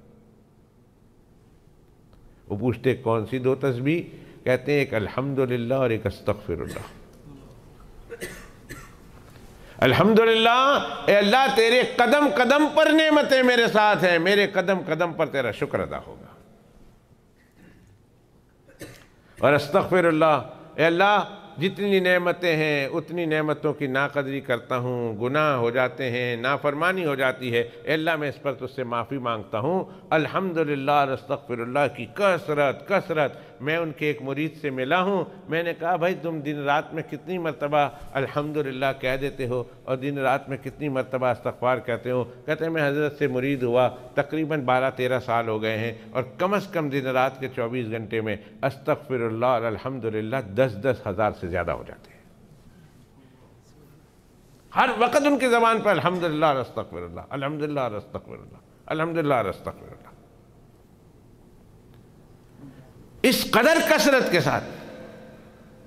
کہتے ہیں ایک دفعہ میں نے بڑے خوش ہو کر حضرت سے کہا، اپنے پیر و مرشد سے کہا کہ پیر و مرشد اللہ کا شکر ہے 10,000 کو پہنچ گیا ہوں کہ 10,000 مرتبہ استغفراللہ پڑھ لیتا ہوں اور 10,000 مرتبہ الحمدللہ کہتا ہوں۔ تو پیر و مرشد ہنس پڑے، کہنے لگے بیٹا ابھی تو ابتدائی وہ سوئمنگ پول کے چھوٹے حصے میں ہے جس میں بیبی تیرتے ہیں، وہ 2 فٹ والا یا 3 فٹ والا تو سوئمنگ پول کے حصے میں ہے، کہا اور آگے بڑھنا ہے اور ڈیپ جانا ہے اور ڈیپ جانا ہے۔ کہتے ہیں میں نے حضرت سے پوچھا حضرت آپ کتنی بار کرتے ہیں؟ کہا الحمدللہ 250,000 یعنی 2.5 لاکھ مرتبہ دن رات کے 24 گھنٹے میں الحمدللہ اور استغفراللہ کر لیتا ہوں۔ 2.25 لاکھ دونوں،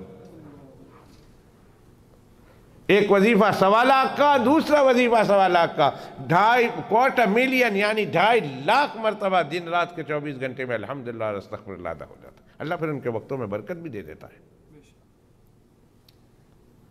تو ایک زبان سے تو ہر وقت شکر ادا کرے، نہیں تو کم از کم جب کوئی نعمت یاد آئی تو اس نعمت پر اللہ کا شکر ادا کر لو۔ یاد آئی تو کم از کم چلو اللہ تیرا شکر ہے تو نے یاد دلایا، میں ادا کرتا ہوں، الحمدللہ کہہ دیتا ہوں۔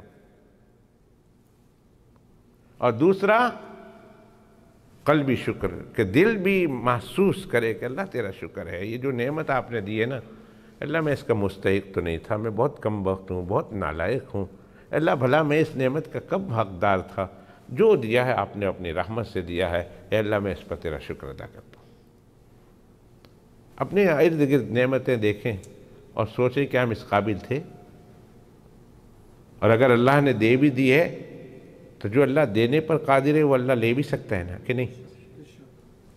جو اللہ دینے پر قادر ہیں وہی اللہ لے بھی سکتے ہیں، کہ نہیں؟ کہ دینے کے بعد اللہ مجبور ہو گئے، نہیں لے سکتے، ایسا تو ہے ہی نہیں نا۔ جو اللہ دے سکتے ہیں وہ اللہ لے بھی سکتے ہیں، اللہ نے اپنی رحمت سے دی، اور اب تک ہمارے پاس ہے ہزارہا گناہ کے باوجود کیا شکر نہیں بنتا کہ اللہ تیری اس نعمت کا شکر ادا کروں؟ میں تو کم وقت کا کم وقت ہی رہ گیا، لیکن اللہ تیری رحمت نے مجھ سے یہ نعمت چھیننے نہ دیا، اس پر تیرا شکر ادا کرتا ہوں۔ یہ آنکھیں ہیں، اللہ نے دی ہے، اتنی بڑی نعمت ہے، اور اس کی نعمت کی قدر اندھوں سے پوچھو جا کے، جو کام کرنے کے محتاج، جو دنیا کی خوبصورتی دیکھنے کے محتاج، جو اللہ کا گھر دیکھنے کے محتاج، جو نیک بزرگوں کو دیکھنے کے محتاج، قرآن شریف کو دیکھنے کے محتاج، کس کس چیزوں سے دیکھنے سے وہ محتاج ہیں، اور اللہ نے ہم کو عطا کی ہے، لیکن ان آنکھوں کا استعمال دیکھو نہ صحیح کر رہے ہیں کہ نہیں؟ ان آنکھوں سے اللہ کی کتنی نافرمانیاں دن رات کے 24 گھنٹے میں ہوتی ہے، کہیں ڈرامے ہو رہے ہیں، کہیں فلمیں ہو رہی ہیں، کہیں بد نگاہی ہو رہی ہے، کہیں کسی ناجائز جگہ پر نگاہیں ٹھہر رہی ہے، کتنے کتنے گناہ ان آنکھوں سے ہو رہے ہیں، لیکن اللہ تیرا شکر ہے کہ لاکھوں خواب گناہوں کے باوجود بھی آج تک تو نے یہ نعمت سے ہی سالم رکھی ہے۔ میں تو ہوں ہی کم بخت، بدبخت، میں اس قابل تھا کہ دھسا دیا جاتا، میں اس قابل تھا آنکھیں ملنے کے بعد محروم کر دیا جاتا، مگر میرے مالک تیرے احسان نے ایسا ہونے نہ دیا، تیرے فضل نے ایسا ہونے نہ دیا، تیرے کرم اور تیرے رحمت نے ایسا ہونے نہ دیا۔ اے اللہ مجھے یاد آیا، میں تیرا شکر ادا کرتا ہوں، اللہ میری شکر گزاری کو قبول فرما۔ کبھی اس جذبے کے ساتھ بھی تو اللہ سبحانہ وتعالیٰ کا شکر ادا کر لیا کرو نا۔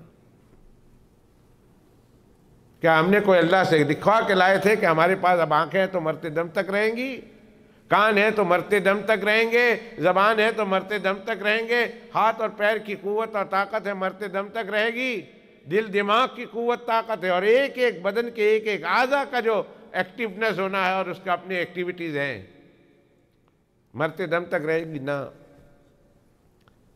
تو کبھی زبان سے شکر ادا کرو اور صحیح ساتھ دل میں بھی شکر ادا کرو، اسے شکر قلبی کہتے ہیں۔ اور ایک شکر جو سب سے اعلیٰ شکر ہے وہ یہ کہ اللہ نے جو نعمتیں جس چیز کے لیے دی ہیں اس نعمتوں کو اس چیز میں استعمال کرو، یہ سب سے اعلیٰ درجے کا شکر ہے، سب سے اعلیٰ درجے کا شکر۔ آنکھ دی ہے، کیوں دی ہے؟ ماں باپ کو دیکھو، محبت کے ساتھ، پیار محبت کے ساتھ ماں باپ کو دیکھو۔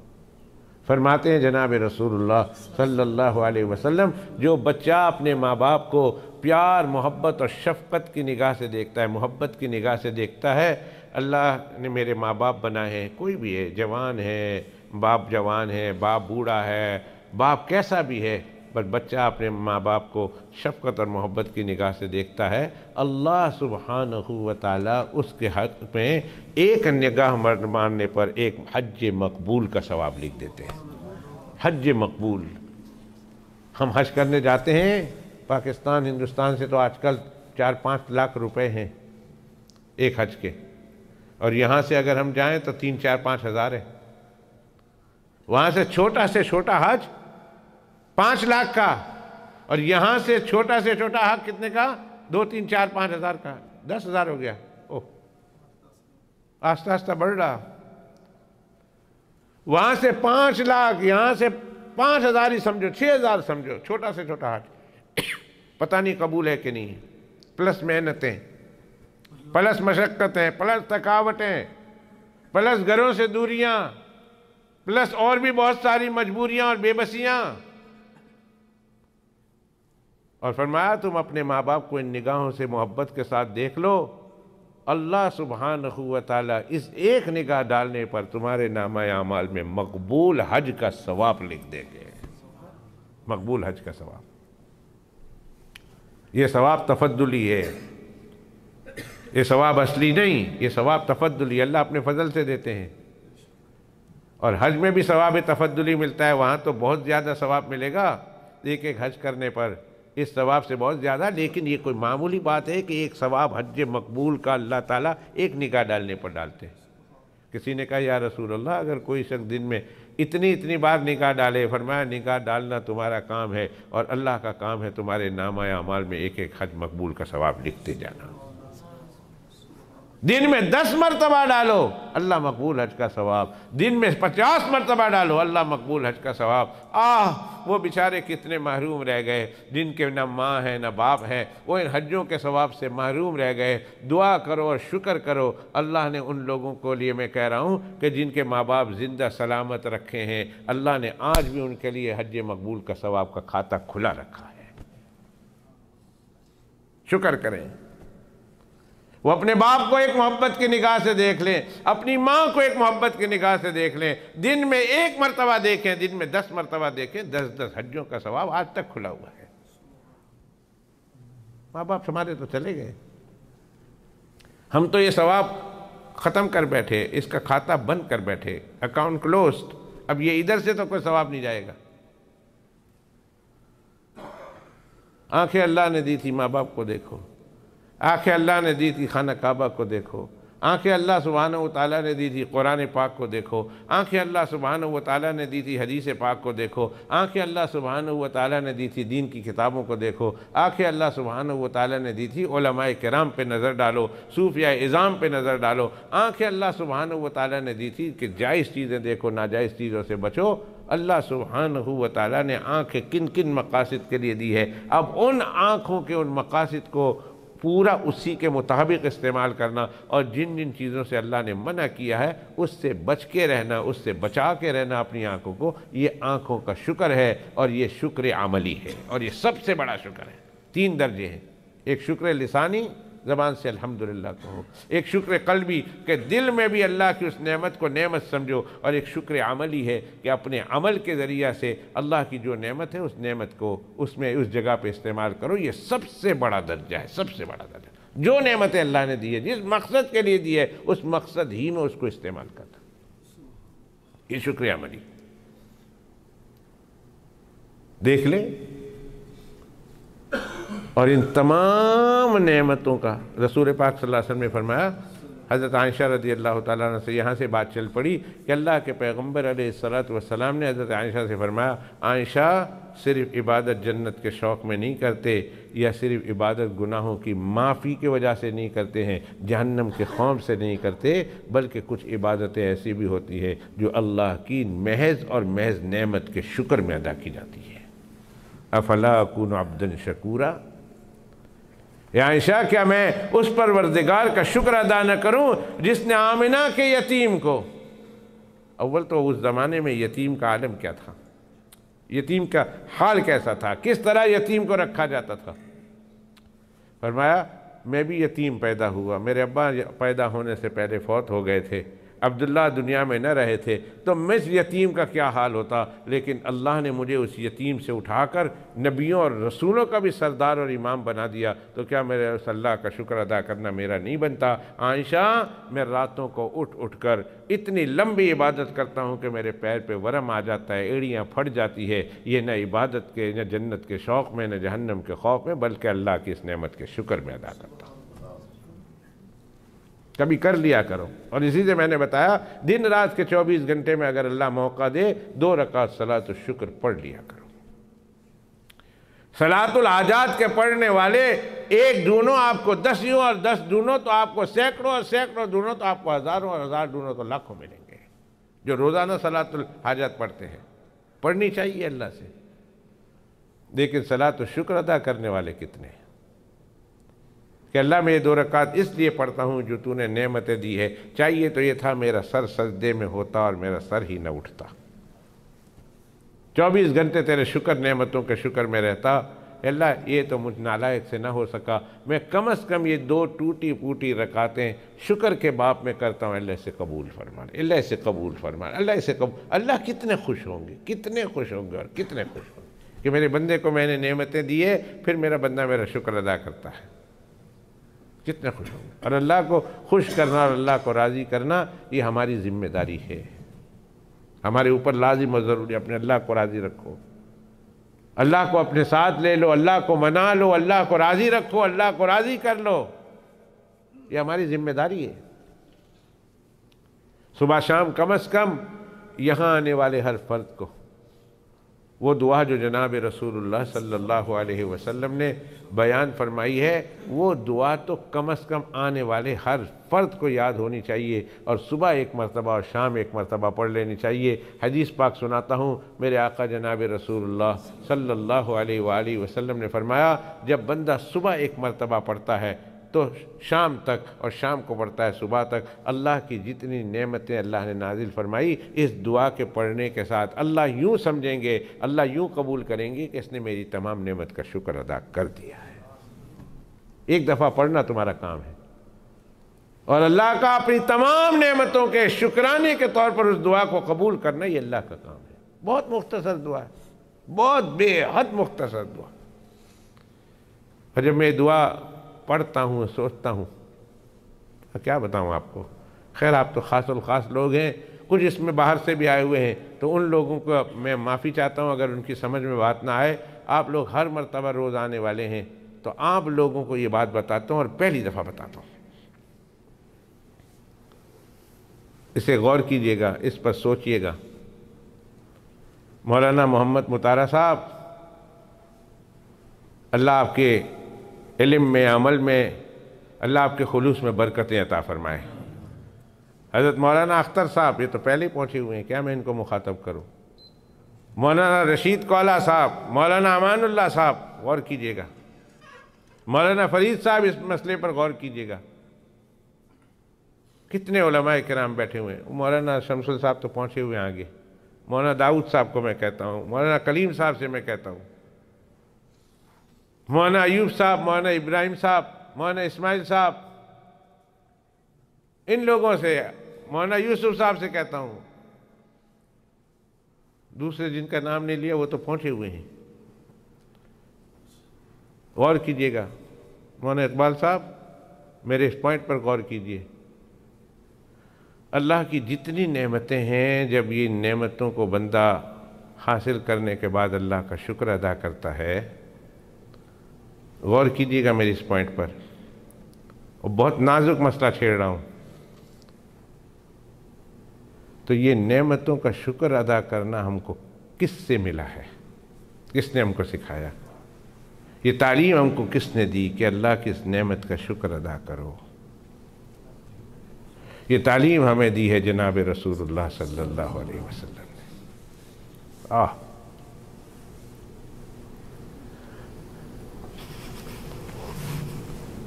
میرے اللہ کی ان نعمتوں کا شکر کبھی نہ ادا کیا جا سکتا اگر محمد رسول اللہ کی تعلیم نہ ہوتی۔ کتنے دنیا میں کافر ہیں جو اللہ کی لاکھوں نعمتوں میں ہیں پر وہ اللہ کا شکر ادا کرتے نہیں۔ ہمیں جو شکر ادا کرنے کی توفیق مل رہی ہے نا، یہ صدقہ ہے جناب رسول اللہ صلی اللہ علیہ وسلم کا، اور اللہ کے پیغمبر علیہ السلام کی تعلیم کی برکت ہے کہ ہم کو اللہ کی نعمتوں کا شکر ادا کرنے کی توفیق ہو رہی ہے۔ کبھی تصور میں ہے جب اللہ کی نعمتوں کا شکر ادا کرو تو تصور میں جناب رسول اللہ صلی اللہ علیہ وسلم کو ضرور لاؤ، ضرور اللہ کے پیغمبر کا احسان مانو۔ کیا اگر وہ نہ ہوتے تو ہم اللہ کی نہ نعمتوں کو جانتے نہ پہچانتے نہ اس کا شکر ادا کرتے۔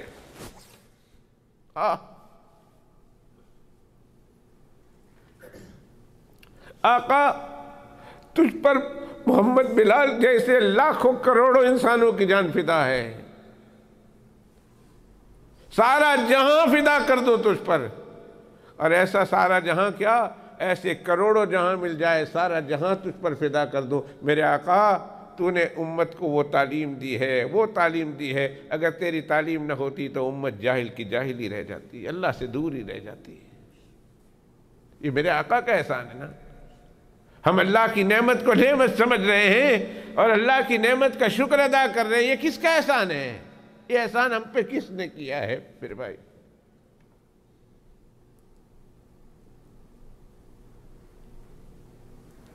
اور یہ تو میں آپ لوگوں کے سامنے اس لیے کہہ رہا ہوں کہ اب وہ زمانہ ختم ہو گیا، شروع زمانے میں بتانے کی ضرورت نہیں تھی۔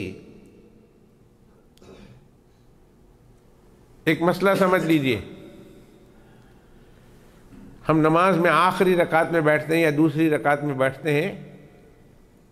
4 رکعت والی نماز پڑھتے ہو تو دوسری رکعت میں بیٹھتے ہیں، 3 رکعت والی نماز ہو تو دوسری رکعت میں بیٹھتے ہیں، اور 2 رکعت والی نماز ہو تو ہم جب بیٹھتے ہیں التحیات میں تو سب سے پہلے ہم کس جملے سے ہم دعا شروع کرتے ہیں، پڑھنا شروع کرتے ہیں؟ التحیات للہ والصلوات والطیبات۔ صحیح ہے؟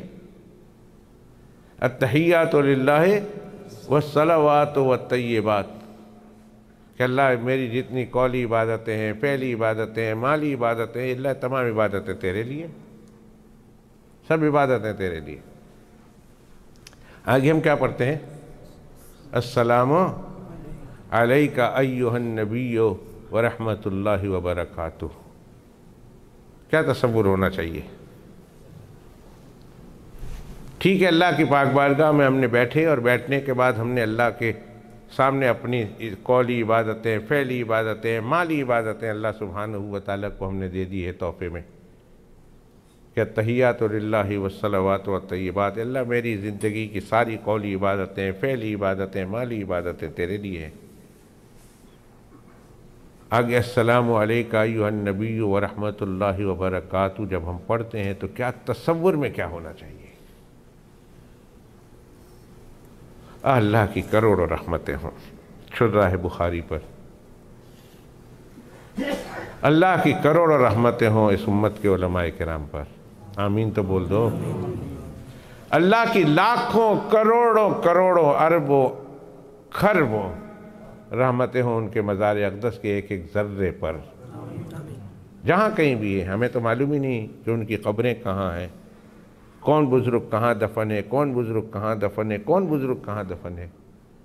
جو مشہور ہے ان کا ہم کو پتہ ہے، کوئی مصر میں ہے تو کوئی ایجپٹ میں ہے، کوئی ایجپٹ ہے، مصر ایک ہی ہو گیا، کوئی شام میں ہے اور شام کے مختلف علاقوں میں ہے، کوئی بغداد میں ہے، کوئی کوفہ میں ہے، کوئی بصرہ میں ہے، کوئی ہندوستان میں ہے، کوئی پاکستان میں ہے، کوئی بنگلہ دیش میں ہے، کوئی برما میں ہے، کوئی انگلینڈ میں ہے، کوئی کینیڈا میں ہے، کوئی یورپ کے مختلف ممالک میں ہے۔ اللہ کی کروڑوں رحمتیں ان پر، وہ ہم کو بتا کے گئے کیا؟ السلام علیک ایھا النبی ورحمۃ اللہ وبرکاتہ جب ہم پڑھیں تو تصور میں کیا ہونا چاہیے؟ کیا سوچیں؟ ہم نے اللہ کو دے دیا اپنا قول ہی دیا، اللہ میرے منہ سے جتنی عبادتیں نکلی ہے تیرے لیے ہے، میرے اعضاء و جوارح سے، پارٹ آف دی باڈی سے جتنی عبادتیں کی ہیں میں نے، اللہ وہ تیرے لیے ہے۔ میں نے فائنینشلی ویلتھ کے ذریعہ سے جتنی عبادتیں کی ہے، اللہ وہ عبادتوں کو بھی میں تیرے پاک بارگاہ میں تحفہ کے طور پر پیش کرتا ہوں۔ تو السلام علیک ایھا النبی ورحمۃ اللہ وبرکاتہ جب ہم بندہ ادا کرے تو کیا تصور کیا کرے، کیا سوچے؟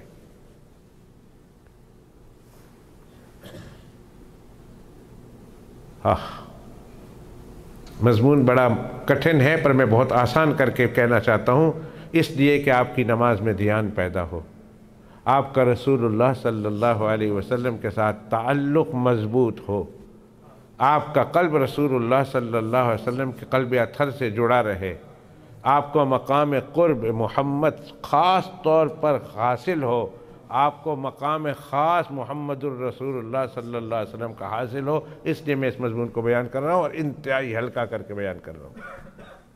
اللہ کرے سمجھ جائے کوئی۔ وہ کیسے اردو کا شاعر کہتا ہے، بک رہا ہوں جنوں میں کچھ کچھ، بک رہا ہوں جنوں میں کچھ کچھ، خدا کرے نہ سمجھے کوئی۔ کہ پاگل ہوں، کچھ بک رہا ہوں، کوئی نہ سمجھے تو اچھا ہے۔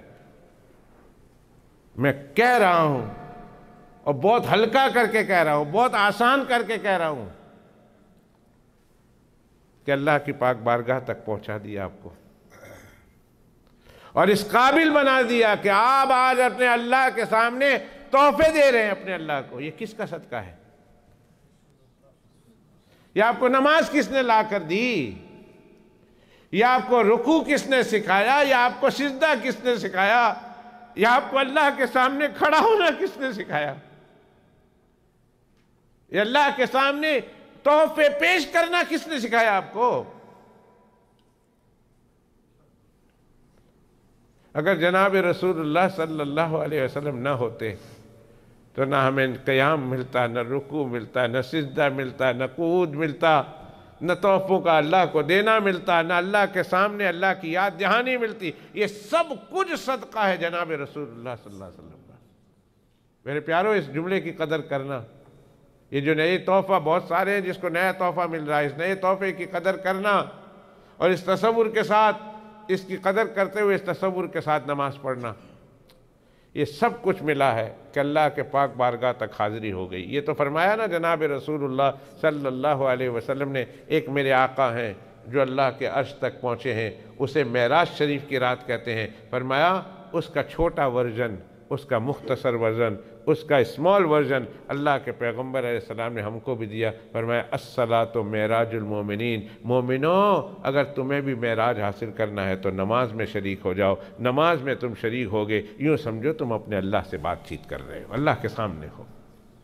میں تو اپنی آنکھوں سے دیکھ آیا ہوں، تمہارے پاس وہ آنکھیں نہیں کہ جو اللہ کو دیکھ سکو، تمہارے پاس وہ کان نہیں جو براہ راست اللہ سبحانہ و تعالیٰ کی آواز کو سن سکو، لیکن تصور میں تو لا سکتے ہو نا۔ فرمایا الصلاۃ معراج المومنین، مومنین کی معراج اگر حاصل کرنا ہے کسی مومن کو تو وہ نماز میں کھڑا ہو جائے، اللہ کے سامنے ہے۔ تو یہ اللہ تک پہنچایا کس نے ہے؟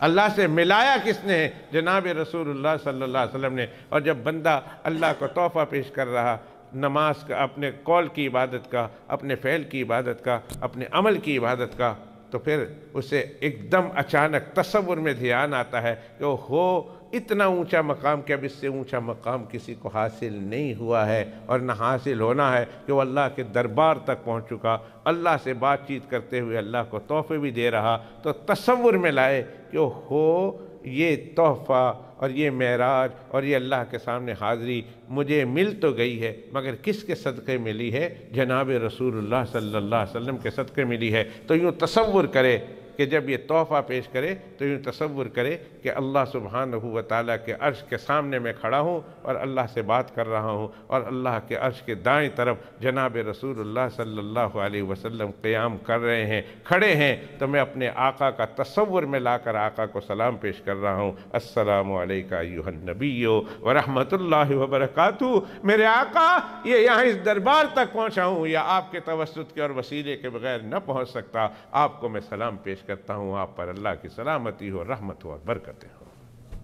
تصور میں لایا ہے آدمی کہ سب کچھ صدقہ ہے جناب رسول اللہ صلی اللہ علیہ وسلم کا۔ اگر وہ نہ آتے تو اللہ کے اس دربار تک میں نہ پہنچ پاتا۔ یہ برکت ہے جناب رسول اللہ صلی اللہ علیہ وسلم کی۔ اور اللہ کے پیغمبر علیہ السلام، یوں سمجھے میں اللہ کے عرش کے سامنے کھڑا ہوں، اللہ میرے سامنے ہیں اور میں اپنے اللہ کو تحفہ دیکھ رہا ہوں، اور یوں میں نے ذرا نظر اس طرف کی تو یہاں جناب رسول اللہ صلی اللہ علیہ وسلم مجھے تصور میں کھڑے نظر آئے۔ میرے آقا یہ سب کچھ صدقہ آپ کا ہے، آپ کی جوتیوں سے میں یہاں تک پہنچا ہوں۔ السلام علیکہ ایھا النبی ورحمۃ اللہ وبرکاتہ۔ آقا کو سلام پیش کر رہا۔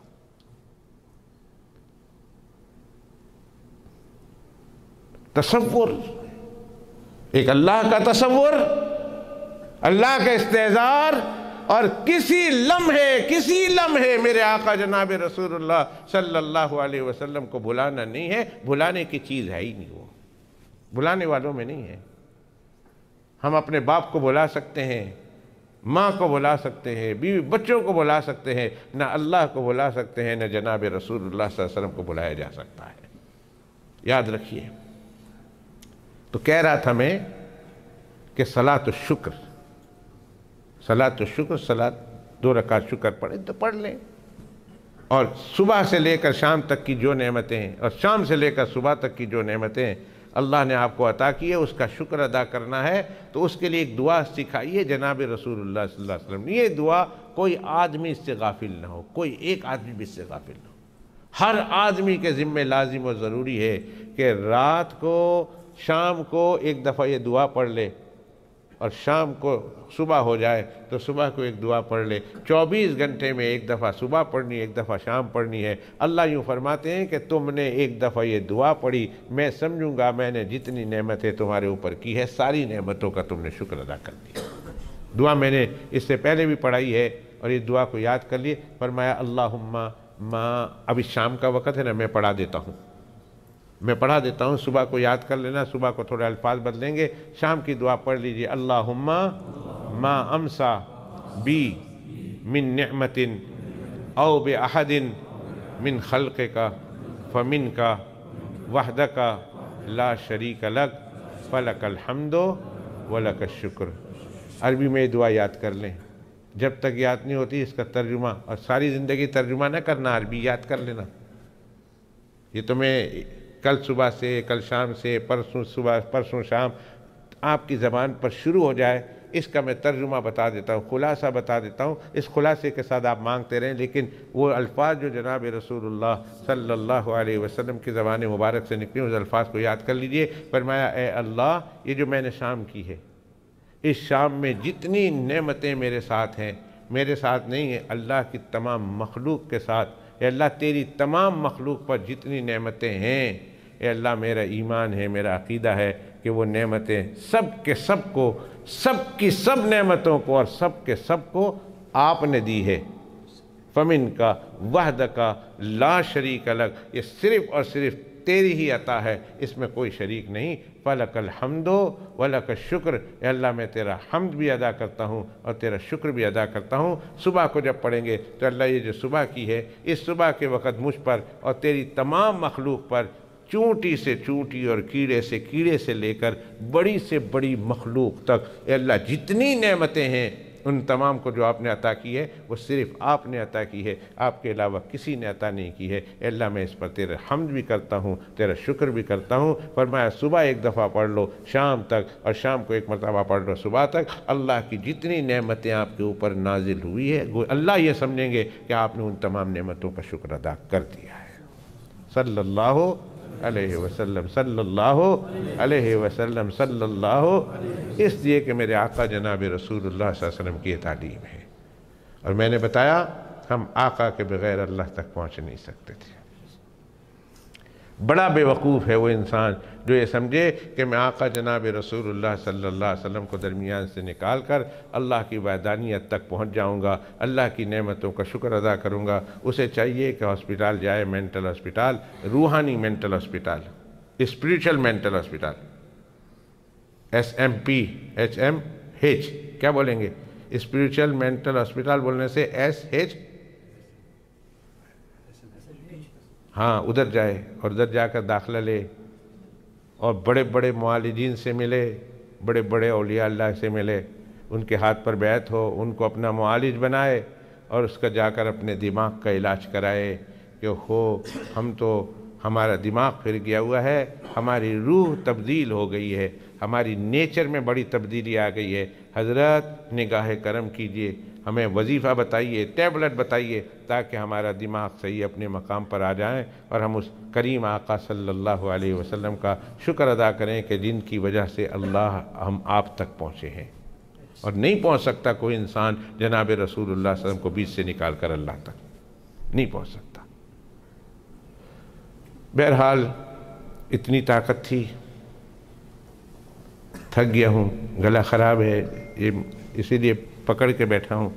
میں نے کہا انتہائی مختصر گفتگو کروں گا، بات آگے بڑھا ہی نہیں سکا۔ 2 ہفتے یا 3 رہ گئے ہیں، ان 2-3 ہفتوں میں ہم اپنی گفتگو کو پایہ تکمیل تک پہنچائیں گے انشاءاللہ تعالی، انشاءاللہ۔ بہرحال آج کی مجلس میں نے چند عنوانات آپ کے سامنے پیش کیے ہیں، ان میں سے اہم عنوان جو اللہ نے کہلوایا، میرے تو خواب و خیال میں نہیں تھا، میرے اللہ نے کہلوایا، وہ یہ ہے کہ جناب رسول اللہ صلی اللہ علیہ وسلم ہمارے سب سے بڑے محسن ہیں اللہ کے بعد، اللہ تک پہنچانے کا ذریعہ ہیں ہمیں اور آپ کو اور ساری انسانیت کو جناب رسول اللہ صلی اللہ علیہ وسلم۔ فرض بنتا ہے ہمارا کہ ہم اللہ کے پیغمبر علیہ السلام کے اس احسان عظیم کو یاد کرتے ہوئے صبح شام دن رات کم از کم پھر کم از کم سب سے کم 10 مرتبہ صبح اور 10 مرتبہ شام کو حضرت صلی اللہ علیہ وسلم کی ذات اقدس پر باقاعدہ اہتمام کے ساتھ درود شریف پڑھے، یہ سب سے کم درجہ ہے۔ اور ایک حدیث شریف میں اس کی تائید بھی آئی ہے کہ صبح بھی 10 مرتبہ اور شام کو بھی 10 مرتبہ درود شریف پڑھنا چاہیے۔ اللہ صحت عطا فرمائے، اللہ حضرت کی بیماری کو دور فرمائے۔ حضرت اقدس استاذ المحدثین، فخر المحدثین، آج کل کے بہت سارے محدثین ہیں، ان کے بھی استاد ہیں، ان کے بھی استاذ الاساتذہ ہیں۔ حضرت اقدس حضرت مولانا ہاشم صاحب جو گواڑ کے، اللہ ان کی عمر میں، صحت میں، ان کی ہر چیز میں بے حد عافیت کے ساتھ برکت عطا فرمائے۔ انہوں نے کتاب لکھی ہے حزب العظم، چھوٹی سی، 7 دن پر اس کو ڈیوائیڈ کر دیا ہے۔ 6 دعائیں صبح اور 10 مرتبہ درود شریف، شام کو دوسری 6 دعائیں اور 10 مرتبہ درود شریف، پھر سیٹرڈے کے صبح کو 6 دعائیں اور 10 مرتبہ درود شریف، سیٹرڈے شام کو 6 دعائیں اور 10 مرتبہ درود شریف، مختلف دعائیں۔ اس طرح اس کتاب کو انہوں نے کمپائل کیا ہے۔ ایک ہفتہ وہ کتاب ایک ہفتے میں مکمل ہو جاتی ہے۔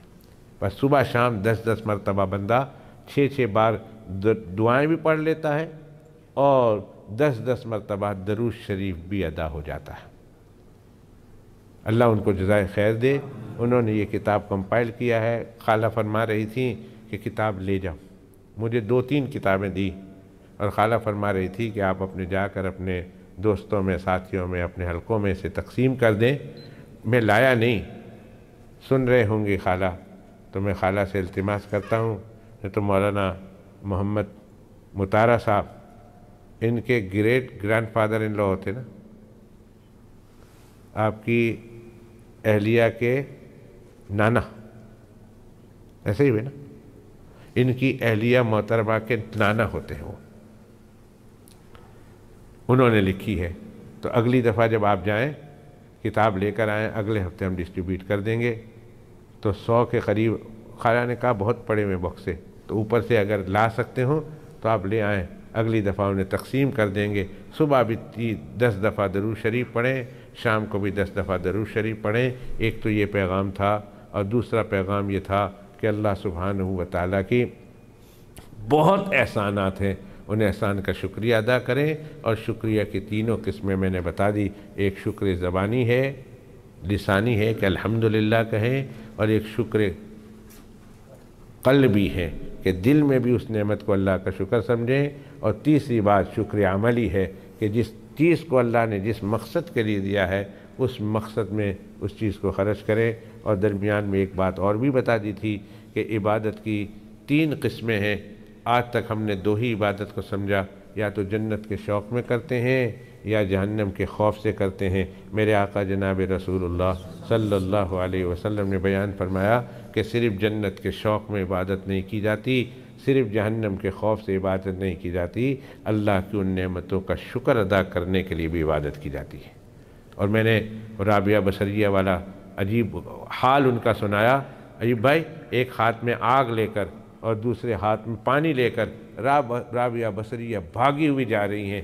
تو کسی نے کہا رابعہ بصریہ خیر تو ہے، کہاں بھاگ رہی ہو؟